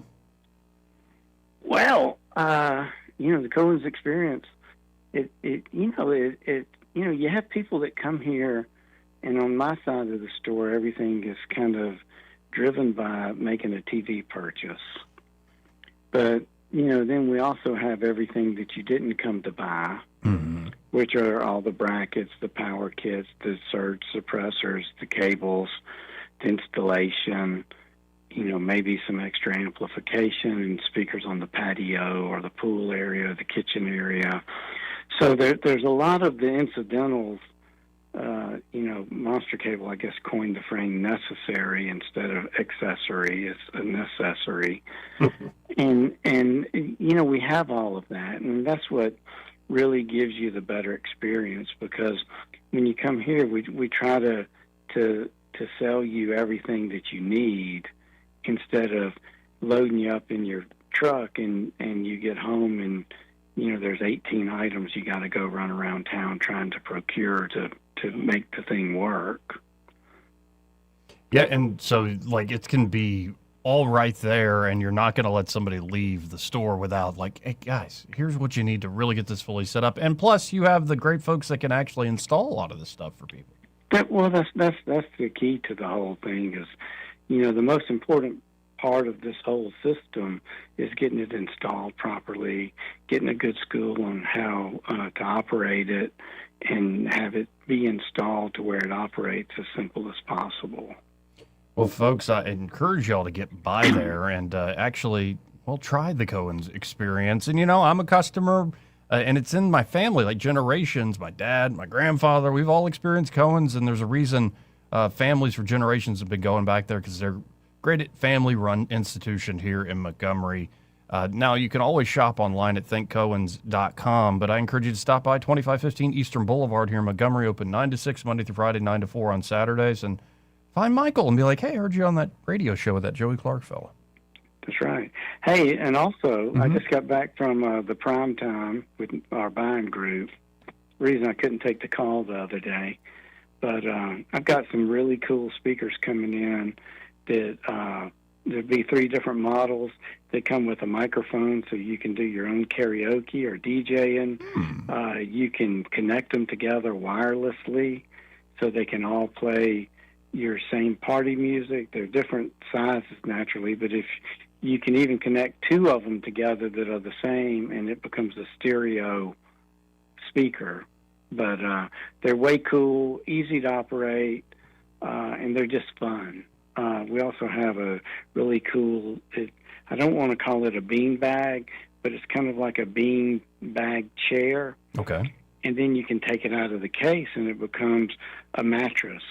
So if you've got kids over, they can unzip it, sleep on the floor with their buddies on the weekend, and it's some other fun stuff that we've got that we're going to have ordered and come in. That's another reason to actually stop by, folks, because there's always new products, new stuff you never even thought of. So get by Cohen's Day. And again, be sure to tell him you heard Michael talking to Joey Clark.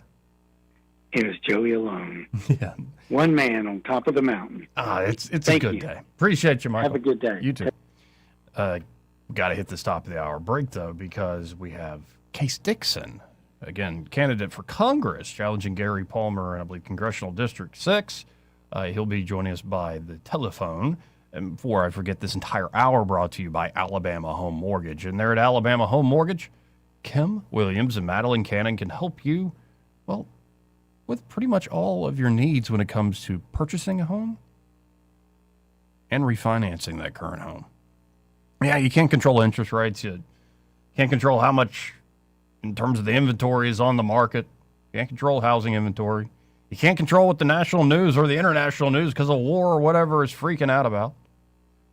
But you can decide your timing and when it makes right for you to buy, when it's right for you to refinance. And so, real estate decisions are not one size fits all. You need to get great advice, and that's what you're going to get there with Alabama Home Mortgage. And then, of course, they can walk you through that process. Buying always starts with pre-approval.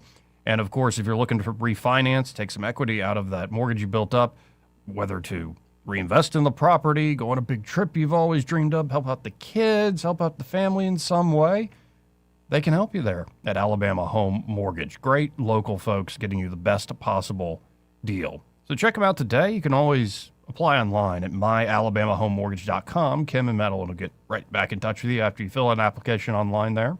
Or you can call them direct at 567-4223. That's 567-4223. There is a difference in mortgage companies, folks. Check out Alabama Home Mortgage today. NMLS number 1586368, an equal housing lender. Broadcasting from the Riverside Chevrolet Master Control Center, this is WACV Cusana, News Talk 93.1 FM. When it's Chevy, it's Riverside. With SRN News, I'm Bob Agnew in Washington.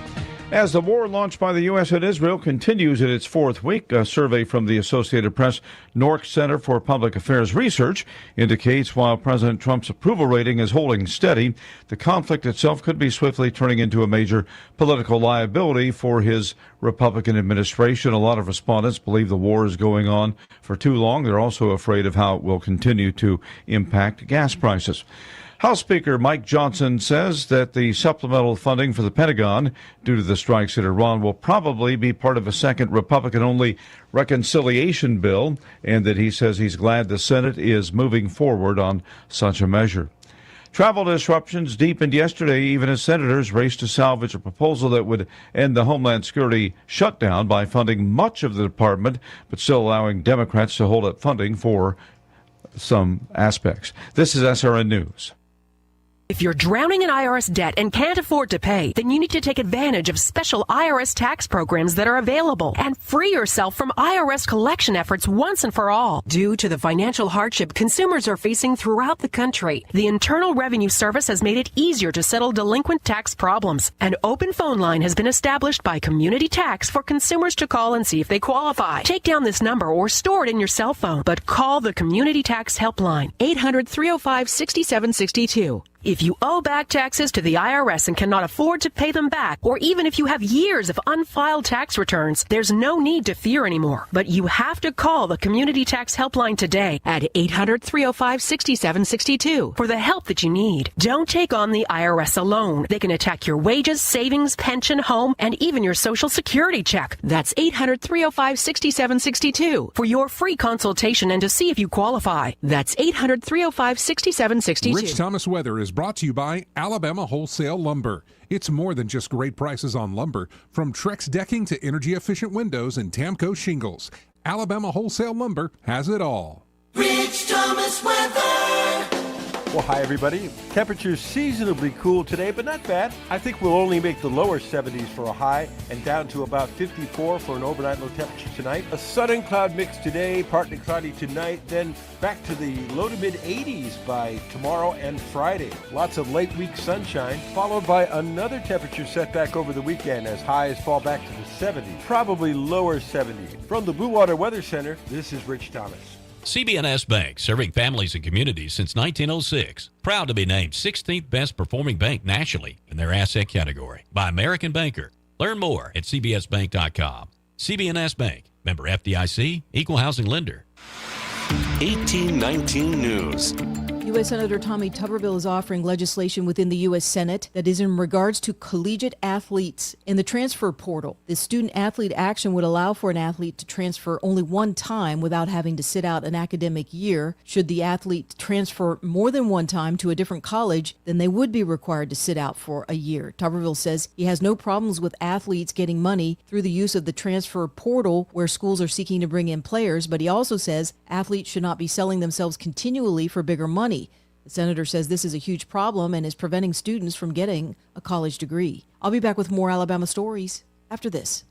Are you enjoying 1819 News? If so, consider joining 1819 News as a member. As a nonprofit news organization, we depend on the support of Alabamians like you. Memberships start out as little as $5 a month, and you'll get access to exclusive content only offered to our members. You'll be supporting independent journalism done by people who cherish Alabama values. Become a member today by visiting 1819news.com and clicking Become a Member. That's 1819news.com and click Become a Member today. A 3-hour standoff in Gadsden on Tuesday has ended with one man in police custody. The standoff occurred after police responded to a domestic disturbance at a home. The suspect then barricaded himself inside that home and brandished weapons at police. Tactical teams and negotiators were brought in and resolved the situation. 25-year-old Michael Buchanan then surrendered to police. The city of Saraland held a ribbon-cutting ceremony on its new municipal complex and its event center. The $6.6 million project is off Highway 43 and will be used to bring the people of that community together with more than 25,000 square feet of space for performances, meetings, weddings, and conferences. I'm Andrea Tice.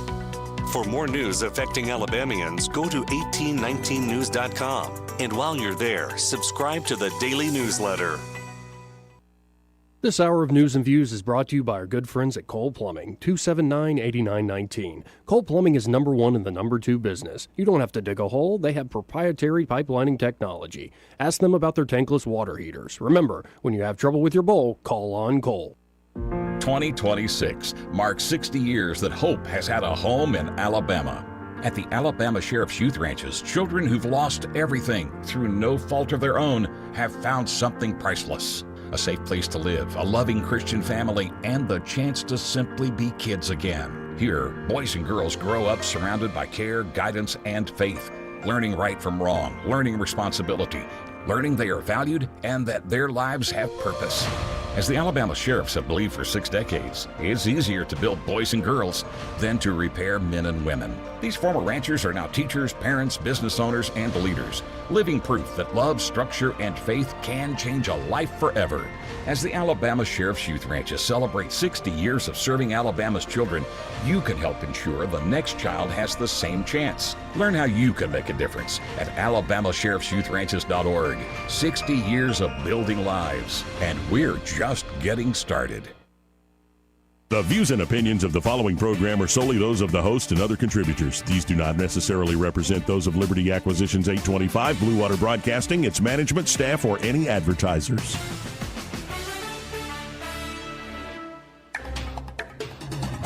It's time for for Montgomery's conversational radio show. It's News and Views on News Talk 93.1 FM. To join the conversation, call 272-9228.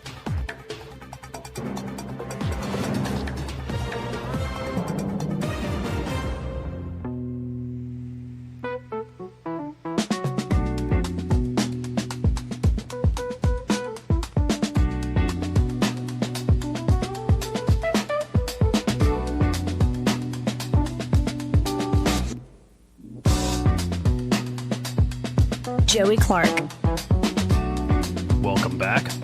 Now, as promised, we have joining us over the phone a candidate for Congress running in Congressional District 6. We have Case Dixon. He is challenging Gary Palmer coming up soon. I guess it's May the 19th. Case, how are you, sir?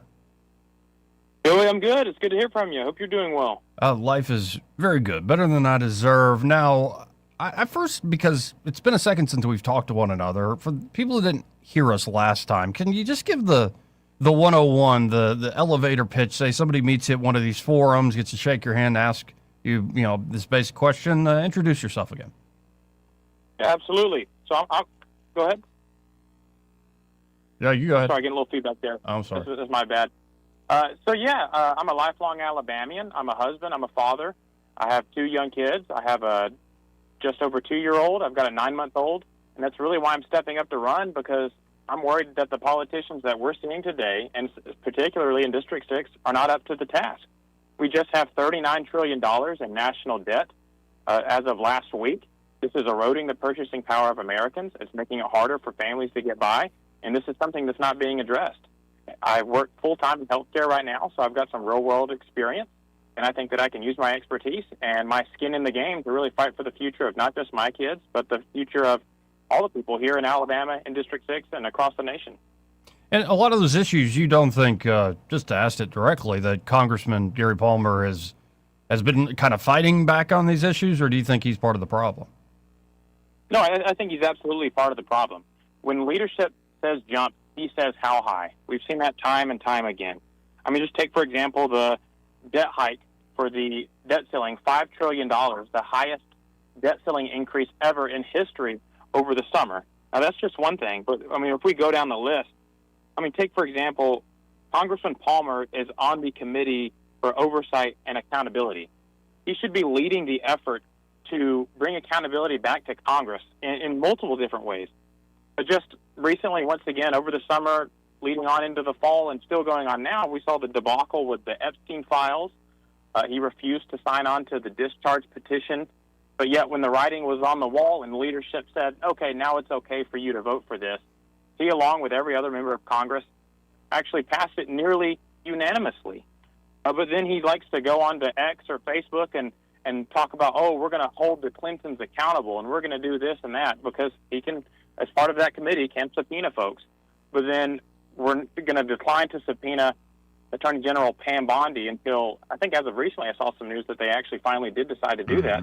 But it's just time and time again you see that leadership is really the ones pulling the strings in Washington, the Speaker, the other House majority folks, the Senate majority, and they're the ones that's really keeping votes from coming to the floor and saying, hey, you can vote for this or you can't. And if you actually look at his record, Congressman Palmer is not willing to stand up for the district, not willing to stand up for the people of Alabama, and he just votes in accordance to what leadership tells him to. And I think it's time that we need someone different in that seat. Now, in a second, I want to ask you about the possibility, because you throw a lot out there at Congressman Palmer, and I think there is a lot of plausibility. I'm trying to be nice and neutral here, but plausible indeed. And so I ask you about a potential for any sort of debate. But, like, if there's one of these issues where you have to, like, go to the mat, you have to stand up against the leadership, what do you think that issue is where you spend that capital, where you pick that fight? Well, the number one thing that I'm most concerned about is our national debt. I think at the end of the day, and that's why the GOP is at risk of losing in the midterms, because we've not addressed affordability in ways that are meaningful to folks. We did have the gas prices were on our side, but as of late, that's actually gone the other direction.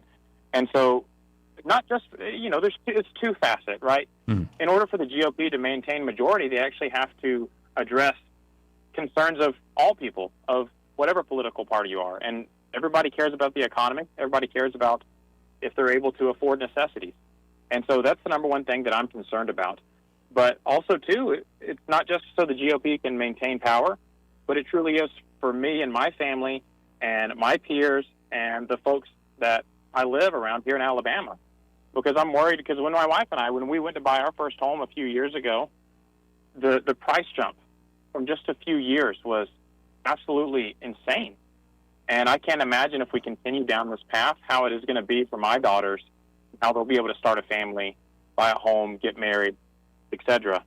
And so, someone asked me once, well, what incentive do you have to ensure you're actually going to focus on these issues? I've got skin in the game. I've got a young family. I've got people to fight for. And so the national debt, but more so how it relates to the everyday economy, is the number one issue that I'm focused on and that I would be willing to go to the mat for against leadership every single day of the week. Here. And, I share your frustration. I'll generalize it in the sense that people often around elections talk a good game. And it's so often when they nationalize these congressional elections about our team needs to win. Like the Republican team must win. And, of course, when you compare it to Democrats, a lot of folks go, well, obviously, especially here in Deep Red, Alabama, of course the Republican has to win. And the unfortunate part is even when our team wins, we don't win. You end up with the rhino, or you end up with the middle of the road people controlling the whole process at the committee level, and then not, we're spending more money. We're in another war. Like, you're in a lot of territory where, okay, your team won. What do you have to show for it other than perhaps you're a break on the progressive march of history? And I'm a little tired of the Republican Party, hanging their hat on the fact that they can occasionally be a backseat driver and slow the Democrats down a little bit. Right. And it's all about optics many times. I mean, just take, for example, the appropriations bills. Everybody liked to tout the fact that Congress finally passed 12 appropriations bills for the first time, and who knows how long. But when you actually look at it, it's continuing Biden's spending levels. We've not actually cut spending. And then we actually still included, even after the Minneapolis debacle and everything that went on there and the fraud that was uncovered, we continued to vote to send $5 billion in refugee welfare. And Congressman Palmer, along with a lot of other rhinos, voted for this. And it's just, I think common sense would tell you, we can't even afford necessities for our Americans. How are we going to spend welfare on refugees? And that's just common sense things that it flies under the radar because leadership says, hey, actually, we need to get this across the finish line. We'll spin it in a way that looks good. Don't worry, your vote will be covered. But I think people are seeing through this, and they're getting tired of it. Well, and again, to reiterate the point, I try to hear everybody out, including the establishment. There are certain, just the way Washington works. But you do see examples of people in Congress going to the mat and standing up against leadership and essentially blazing their own trail. And so it would be nice, because you, not just in this forum, but in many others, do not pull punches against your opponent. It would be nice to see a debate. And it seems like you're now ready to have like a debate completely on your opponent's terms. Talk about that. Well, that's one thing. So last month, I reached out to Congressman Palmer publicly and privately and requested a debate and never heard anything back. I did hear through a third party that the date that I had requested wouldn't work, or the location wouldn't work, something along those lines. Look, I want there to be no excuse. I'm challenging Congressman Palmer to a debate here publicly. I put out a statement once again. He can control everything. He can pick the date. He can pick the time. He can pick the location. He can choose the moderator. I don't even care if he reviews the questions in advance or picks the topics. The point is that he lied to voters 12 years ago. He sat down on a debate stage and said, I will serve 10 years and go home. I'm not going to be a career politician. That was 12 years ago.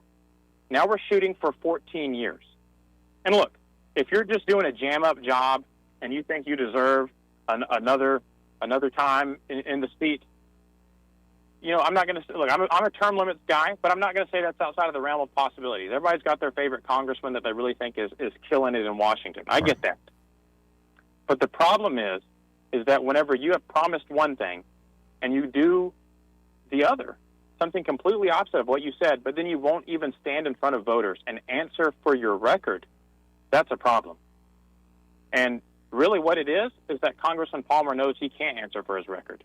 He knows he can't answer for the debt ceiling hikes or for the FISA extensions, the warrantless spying on American citizens, the unwillingness to stand up for Americans in regards to votes on war powers and other related things. He knows that he can't answer to voters. And he said last time, whenever he ran for re-election, that was the first time he ran after breaking his promise. He said that God had, told him he should run again. That it had unfinished business. Look, I understand that. God speaks to people. That was his justification last time. What is it this time? I know he's mentioned some efforts he's doing in regards to China and getting some critical mineral mining permits fast-tracked here in the United States. If that's the only thing, frankly, someone else can do that. Because the longer that you stay in Congress, the more you're going to be willing to grow government to keep your seat or to be bought off by leadership. And that's exactly what we've seen from Congressman Palmer. So it's time that we actually have someone in that seat that is actually fighting for the constituents here in District 6, because he certainly is not. To play devil's advocate, push back a little bit here, I can hear people saying, well, why not go with the guy who has now developed seniority and can get a few of these basic things done on the margins for the state, as opposed to somebody who would be not only new, but who clearly, I don't think you'd run away from this case, is ready to, on important issues to you, take it to leadership. And so do you see a path, like say you do get elected, say you do beat Gary Palmer in this primary, what is going to be your style of governing? And in fact, is there somebody already up there that might be a model? I know you're going to be your own man and you're a different person than anybody else up there right now, but is there a path for somebody who's brand new to actually make a difference in Congress? Absolutely. So let me just address both of those things. So the first thing in regarding to seniority and leadership, my question would be, at what cost does it come?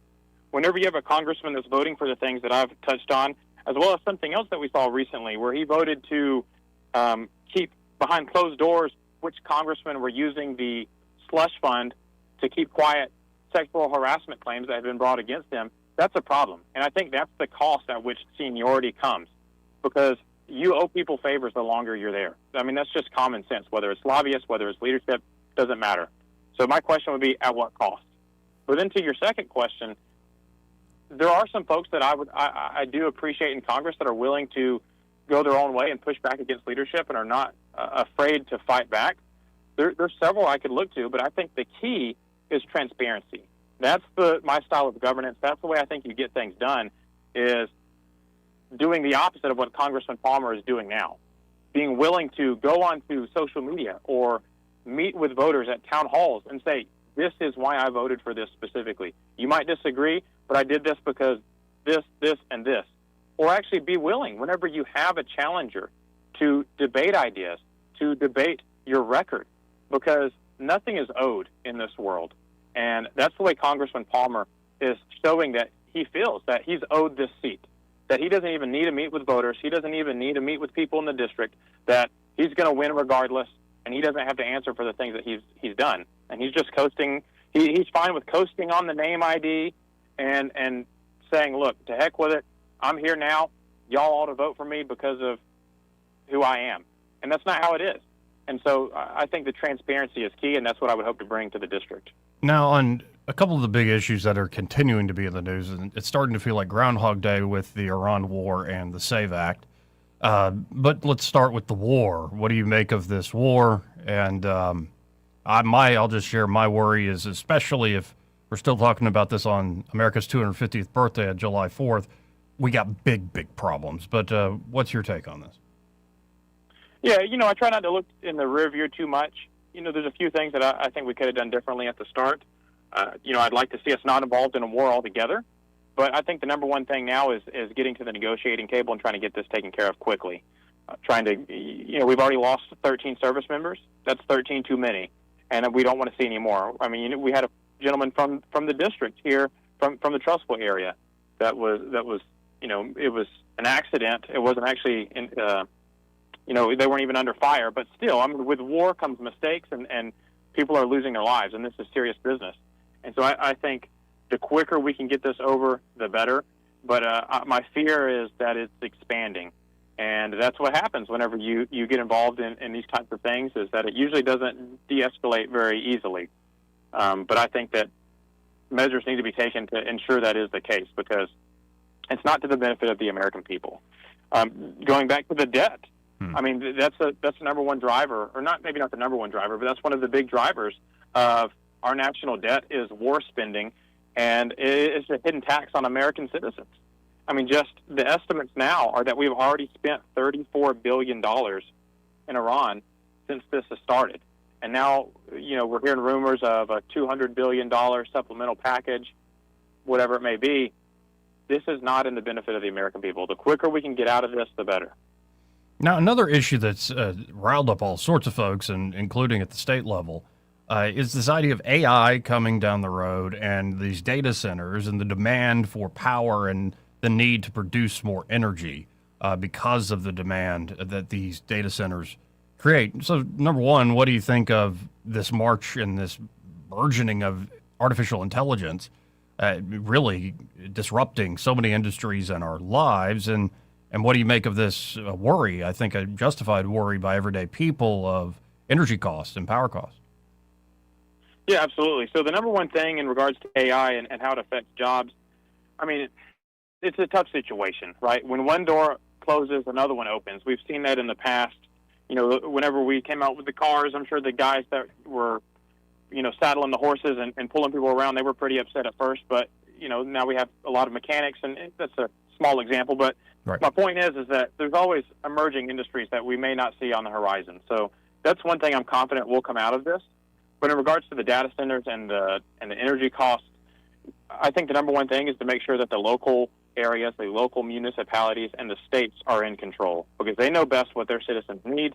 And so we're seeing out of Washington right now, they're trying to put a blanket kind of law in place to where they're going to control what the states do to not stifle innovation in AI. And I think that's a mistake.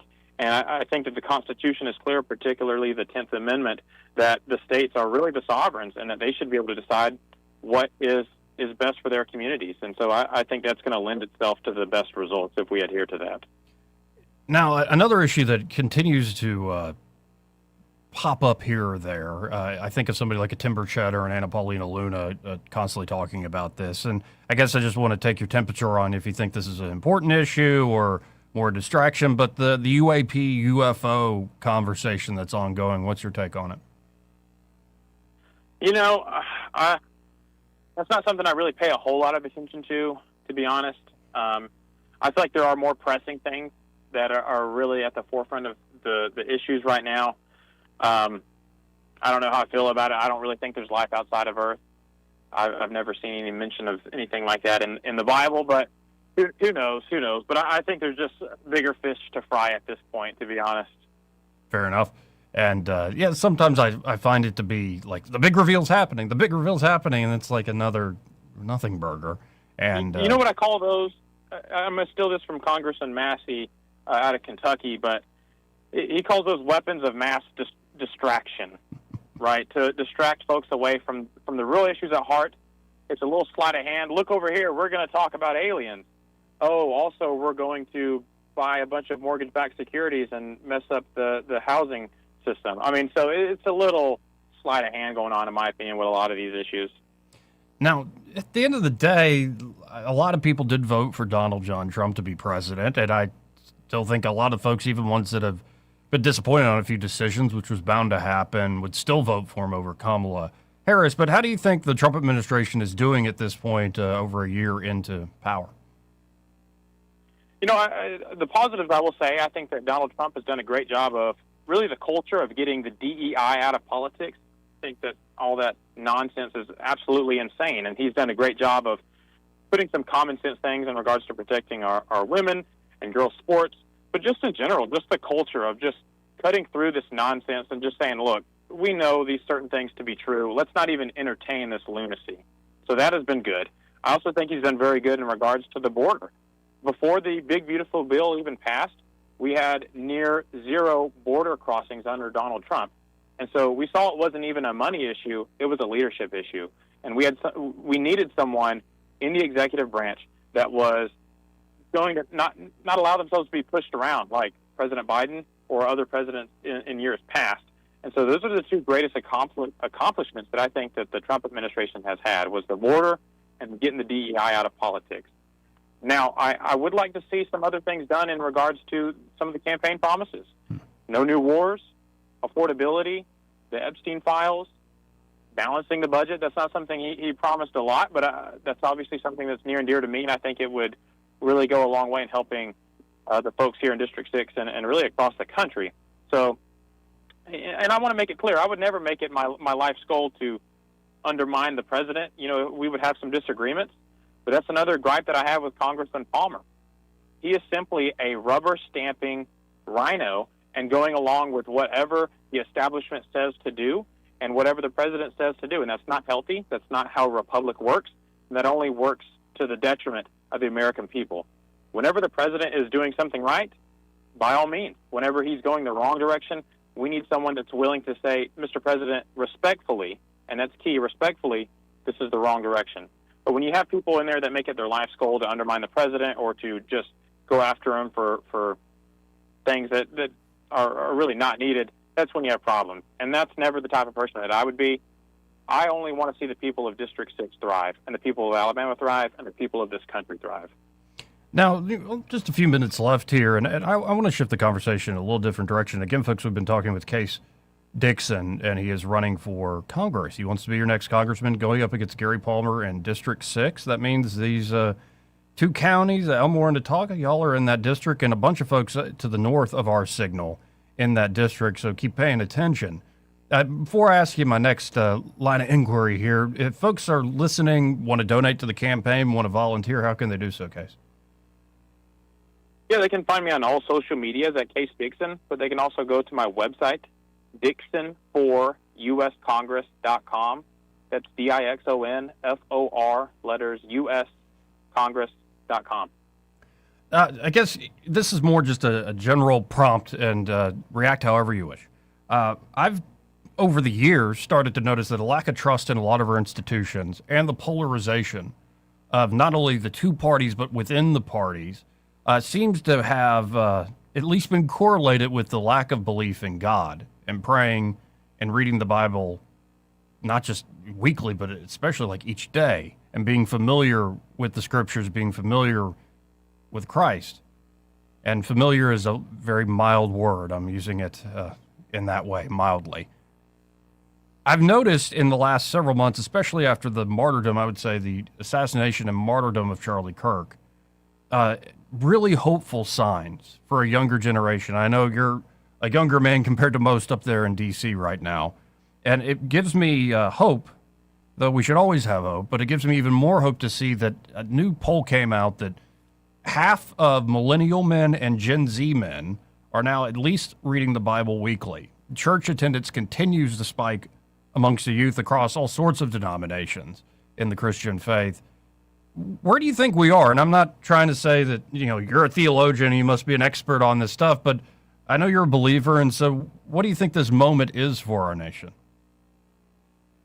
Yeah, so I 100% believe that we are not just fighting a political battle against the left or against people in our own party that don't actually adhere to the principles they claim to, but we are fighting a spiritual battle. I genuinely believe that. There is good and evil in this world, and evil is going to try to overtake good. And so I'm very happy to see a lot of folks turning to the Bible and turning to Christ in these days. And I think it's because they're also coming to realize this, and that they know that there is someone higher than the state, and that God is the ultimate authority over what happens in this country. And whenever you realize that and act in accordance with that, I think that's really, that was the mindset of our founding fathers, is that they knew that Christ was the head and God was the head of everything.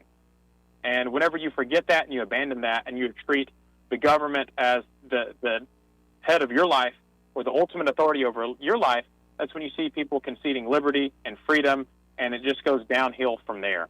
But I think that we have to remember that God is at the forefront. God is in control, and ultimately, He is who we make our appeal to, not the government. Amen.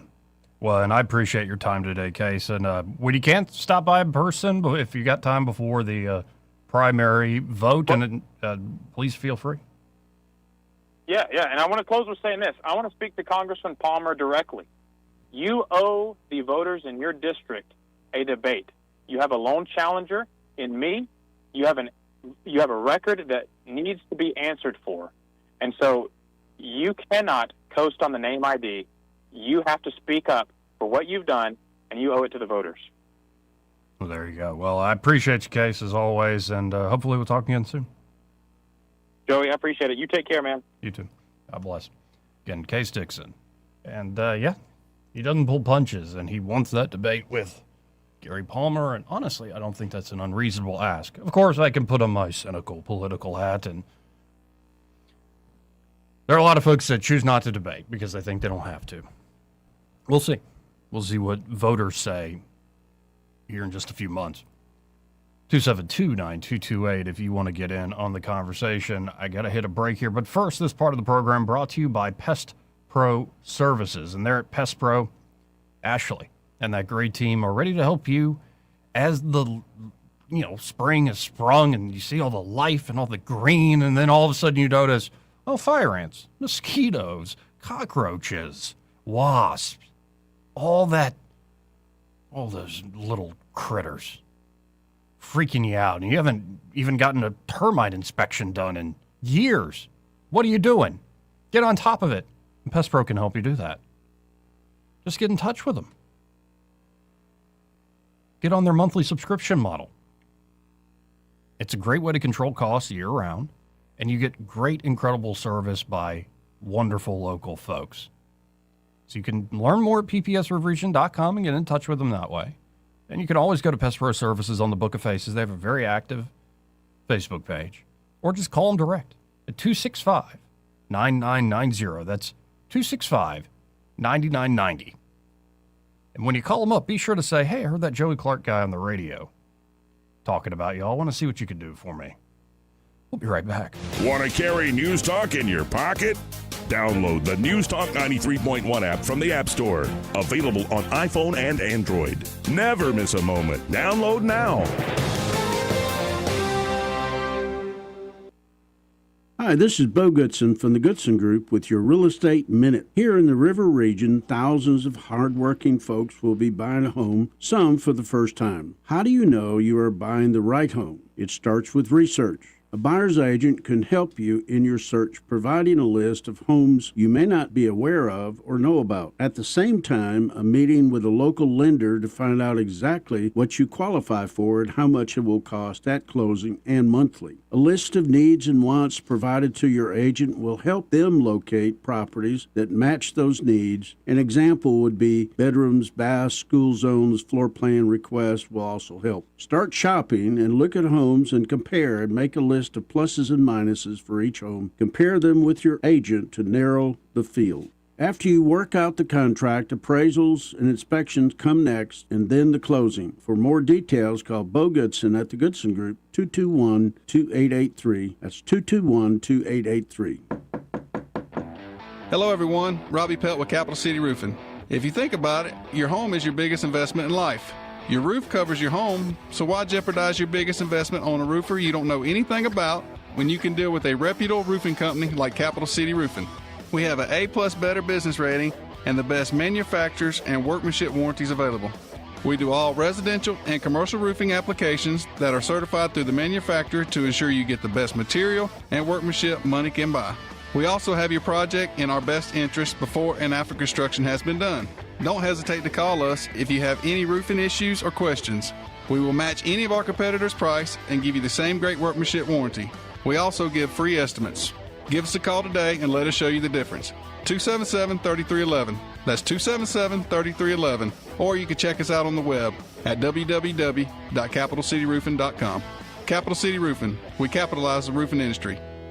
this is your roving reporter. Today I'm talking with a man from outer space. What's up, Earthling? I see you've landed your spacecraft over there in that field. That's right, man. My question is, why have you landed here on our planet? I came to see David Ernest. The asset preservationist? Yeah, man. I wanted to see if he would take a look at my portfolio for me. Well, before you make the trip over there, call him on his toll-free number, 833-596-7233. And I understand those last 4 digits spell out the word safe. That is correct. Funny thing happened the last time I came to Earth. What was that? I went to the Walmart, man. Yes? And I accidentally went in the back door. How did that work out? Well, they stopped me and very gently told me that I needed to go around front and come in. And then what did you do? I said, cool, man. Take me to your greeter. You flew millions of miles just for that. Hey, man, I don't write them. I just read them. For too long, Alabama's statewide news companies have shamed us for our conservative Christian values. Alabama deserves a news company that cherishes our culture, a company that isn't bought and paid for by the powers that be.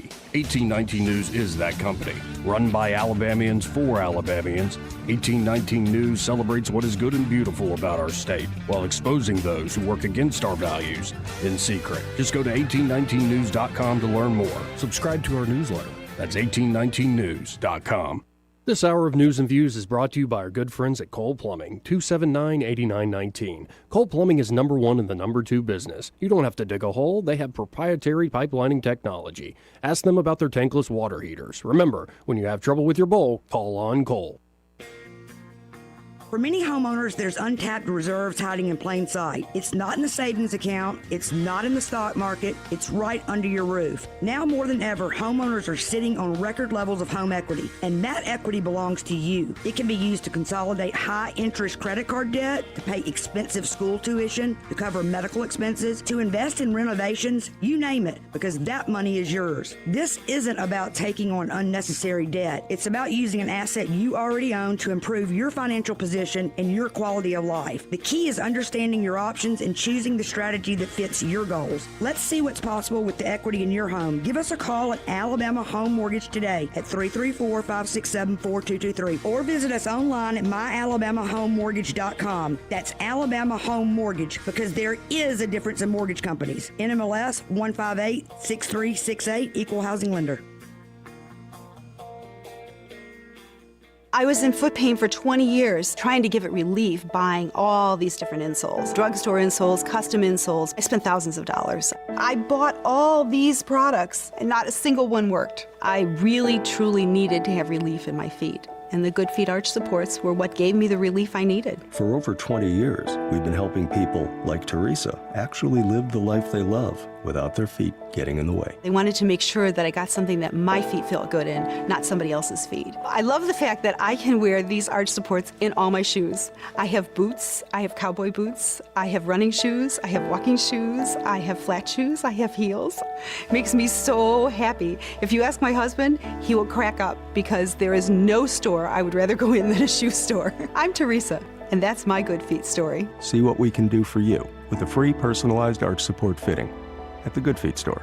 We're located at 7341 East Chase Parkway in the shops at East Chase. Now hiring. This hour of News and Views is brought to you by our good friends at Cole Plumbing, 279-8919. Cole Plumbing is number 1 in the number 2 business. You don't have to dig a hole. They have proprietary pipelining technology. Ask them about their tankless water heaters. Remember, when you have trouble with your bowl, call on Cole. Weather, a service of H&H Carpets, where right now, get a load of this, listen close, you get a house full of carpet for $19.95 installed. Unbelievable. They're located at 6450 Atlanta Highway, just across from Walmart. Rich Thomas weather. Well, hi, everybody. Temperatures seasonably cool today, but not bad. I think we'll only make the lower 70s for a high and down to about 54 for an overnight low temperature tonight. A sun and cloud mix today, partly cloudy tonight, then back to the low to mid 80s by tomorrow and Friday. Lots of late week sunshine, followed by another temperature setback over the weekend as highs fall back to the 70s, probably lower 70s. From the Blue Water Weather Center, this is Rich Thomas. The premier place the River Region turns to for news, weather, traffic, and opinion. News Talk 93.1 FM WACV.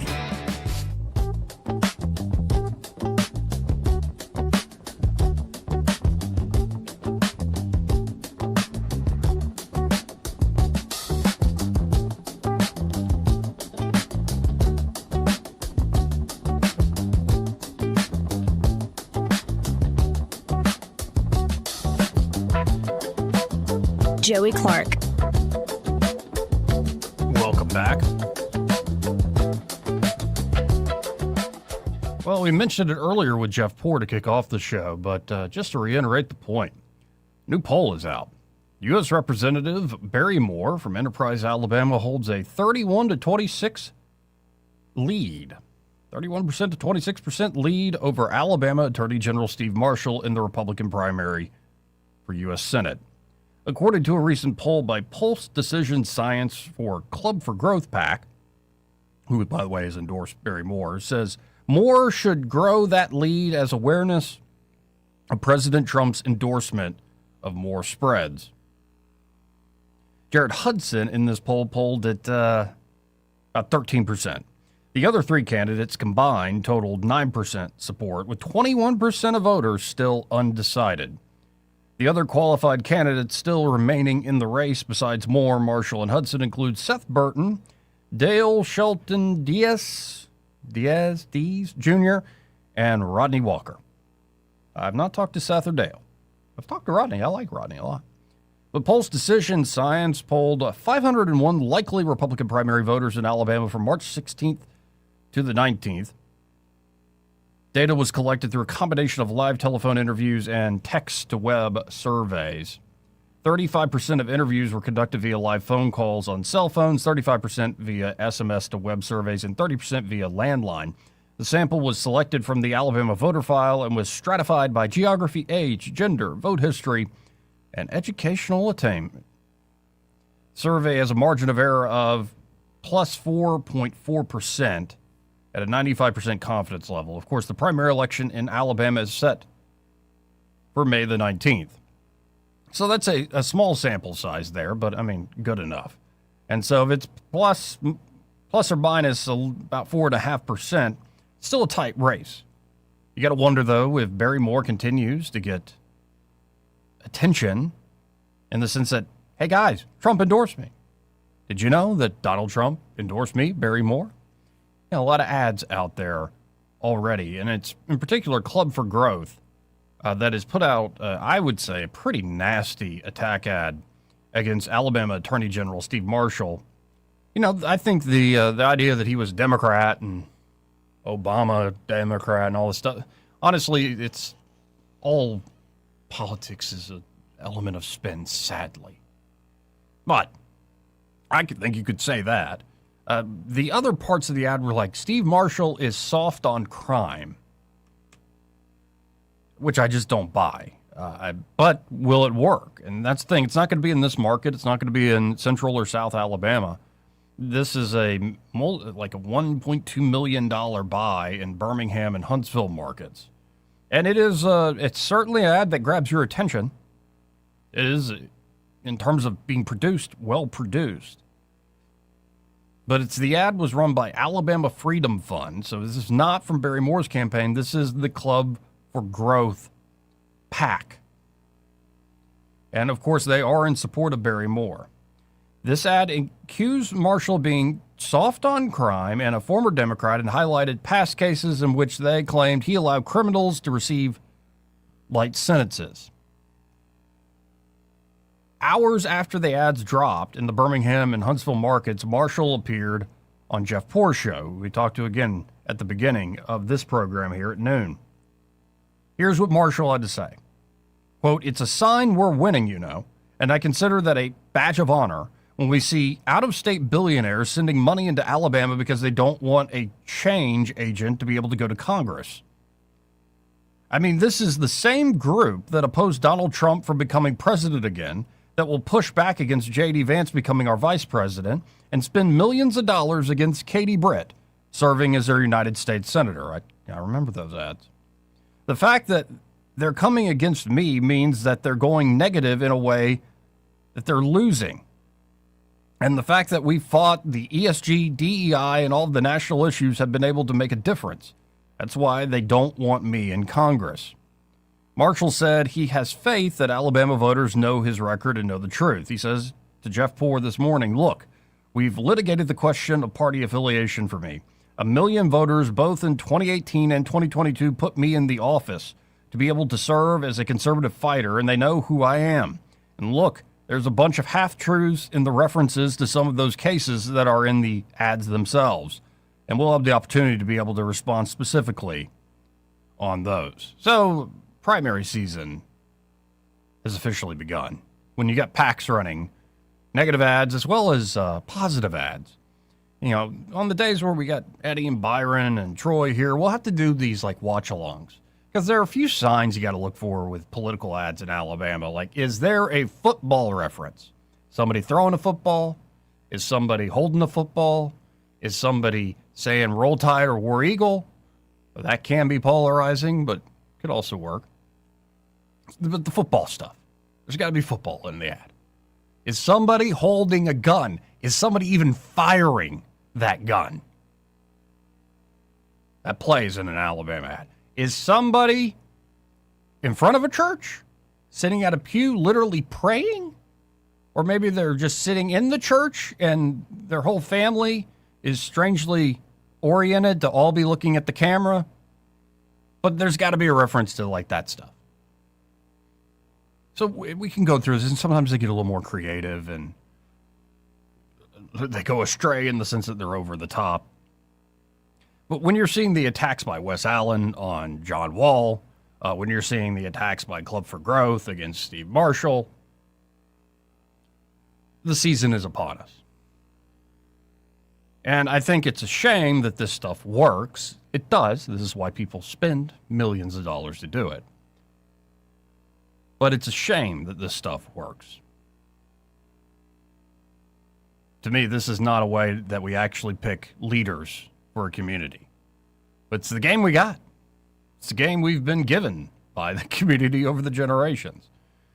And hopefully, the wholesome people, the salt of the earth here in Alabama, will start to see through the BS and make a decision not based on some 1 minute, 30-second ad that boils down God, country, sports, crime, the economy, all this stuff into a soundbite with either minor key music and a weird sepia tone over the top of my opponent, or light major harmonies, and all of a sudden the sun is shining, everything's so vivid.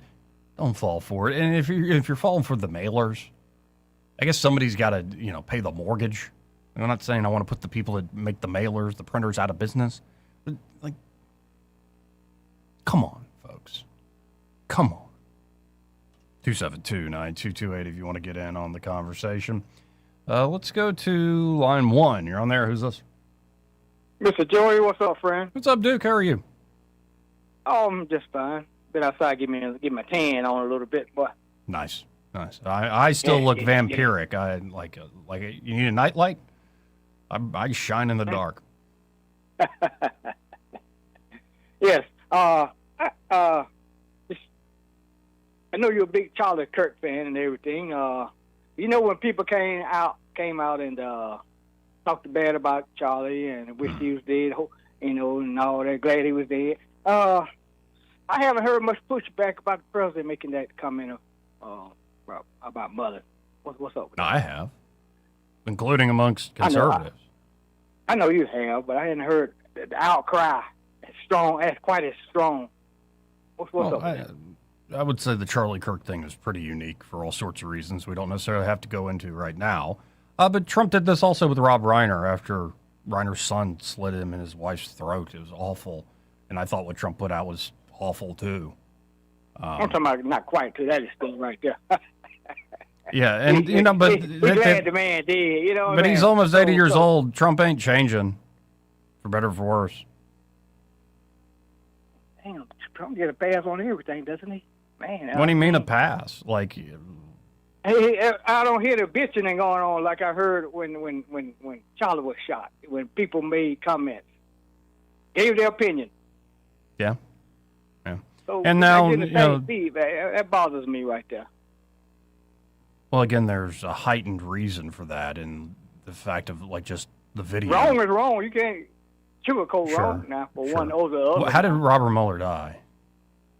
How did he die? I don't know how he died, but hell, he did. He left here. Right. Okay?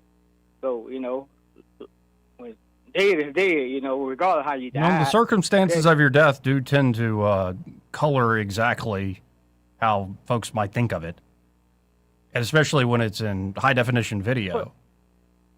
And you see his head almost fall off and blood flowing out of his neck, and the first response is to dance on his grave and said he had it coming. And now for the last several months, it's not just the left. You now have folks that just tear apart, and their whole response to this has been conspiracy. Right. You know, I get all that. To scatter and accuse. But to the subject matter at hand, though, this interview is the President of the United States of America. Okay, so you can have a little bit more respect than that right there. But Trump is Trump, as they say. He's going to be Trump. You hit him, he hit you back. That's what all we're going to hear, right? Okay, I'll leave it at that. Yeah, that the old man that tried to go after him in the Russia probe died, and he said a mean thing about him. I'm not that shocked about it, and it isn't to the same level as what happened to Charlie. Well, depends how you want to look at it. I guess that goes for everything, right? For people. The respect is the respect for people when they lose a loved one or somebody die like that right there. Yeah. You know, keep in mind this guy was a war vet also, right? Well, Trump's the guy on the stage at the Kirk Memorial who said, "I hate my enemies." It's a terrible thing to say if you claim to be a Christian. Mm-hmm. And the president of the United States of America, and, you know, and then also, world leader, and I've been saying this for years, dude. I've been saying this for years. It's that old George Carlin joke. One guy says to the other, that guy's full of it. It could apply to Bill Clinton, and it could apply to most politicians, including Trump. That guy's full of it, and the other guy says back, well, yeah, at least he's honest about it. And I think that's a lot of that element. Be honest on your own time. Be honest on your own time, and when you're not serving as our president, okay? Do it at home behind closed doors when you're not our president. You were the face of the nation, okay? So act like it sometimes. Damn. No, I think he does represent where our nation is. So what now? I think he does represent where our nation is. I said represented well as respectful. Yeah, but I don't think the nation is. I hear you, but I don't think the nation is well. In other words, don't bitch because you got your feelings hurt. To your feelings, whomever. That's all. Yeah.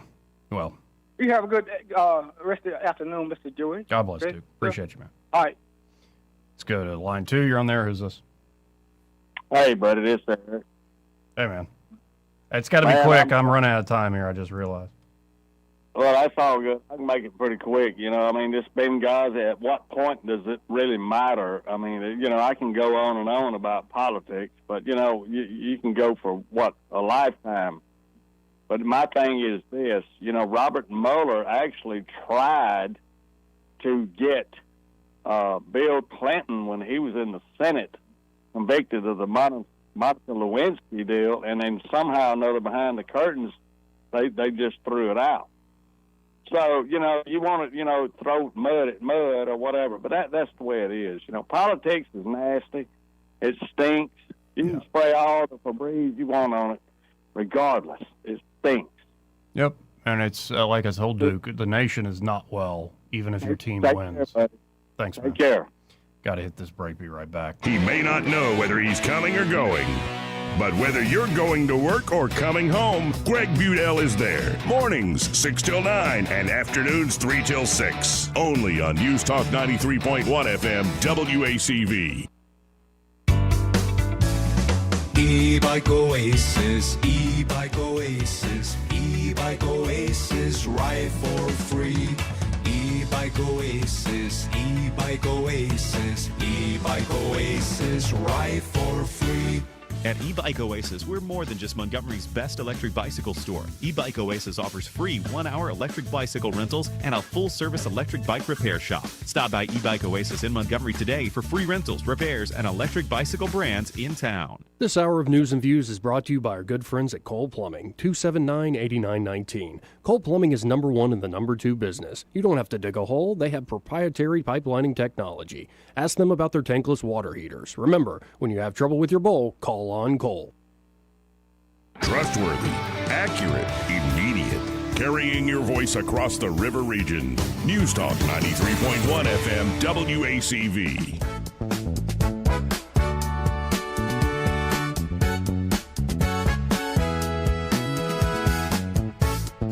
Joey Clark. Welcome back. Now I just learned that Ray Bowles is at the beach. So I'm letting him enjoy his family time. But I got to tell you about Prattville Carpet. And of course, at Prattville Carpet, they can lay down new flooring for you. And I forgot to mention it yesterday, those epoxy floors they can do to make the garage floor really pop. Or maybe you've got like a back concrete patio area that goes into a beautiful backyard. What if it could all sort of flow together with the epoxy flooring? Really, really cool options they have in that regard. But of course, could be you want to lay down new carpet in the bedroom or the entire house, or you want to lay down ceramic tile in the kitchen or the bathroom. They can do it all there for you at Prattville Carpet. It's just as simple as calling them up direct at 285-8117. Again, that number's 285-8117. They'll come out, do a free in-home measurement. You pick what product you want to put down. They'll get the job done. It's just that simple.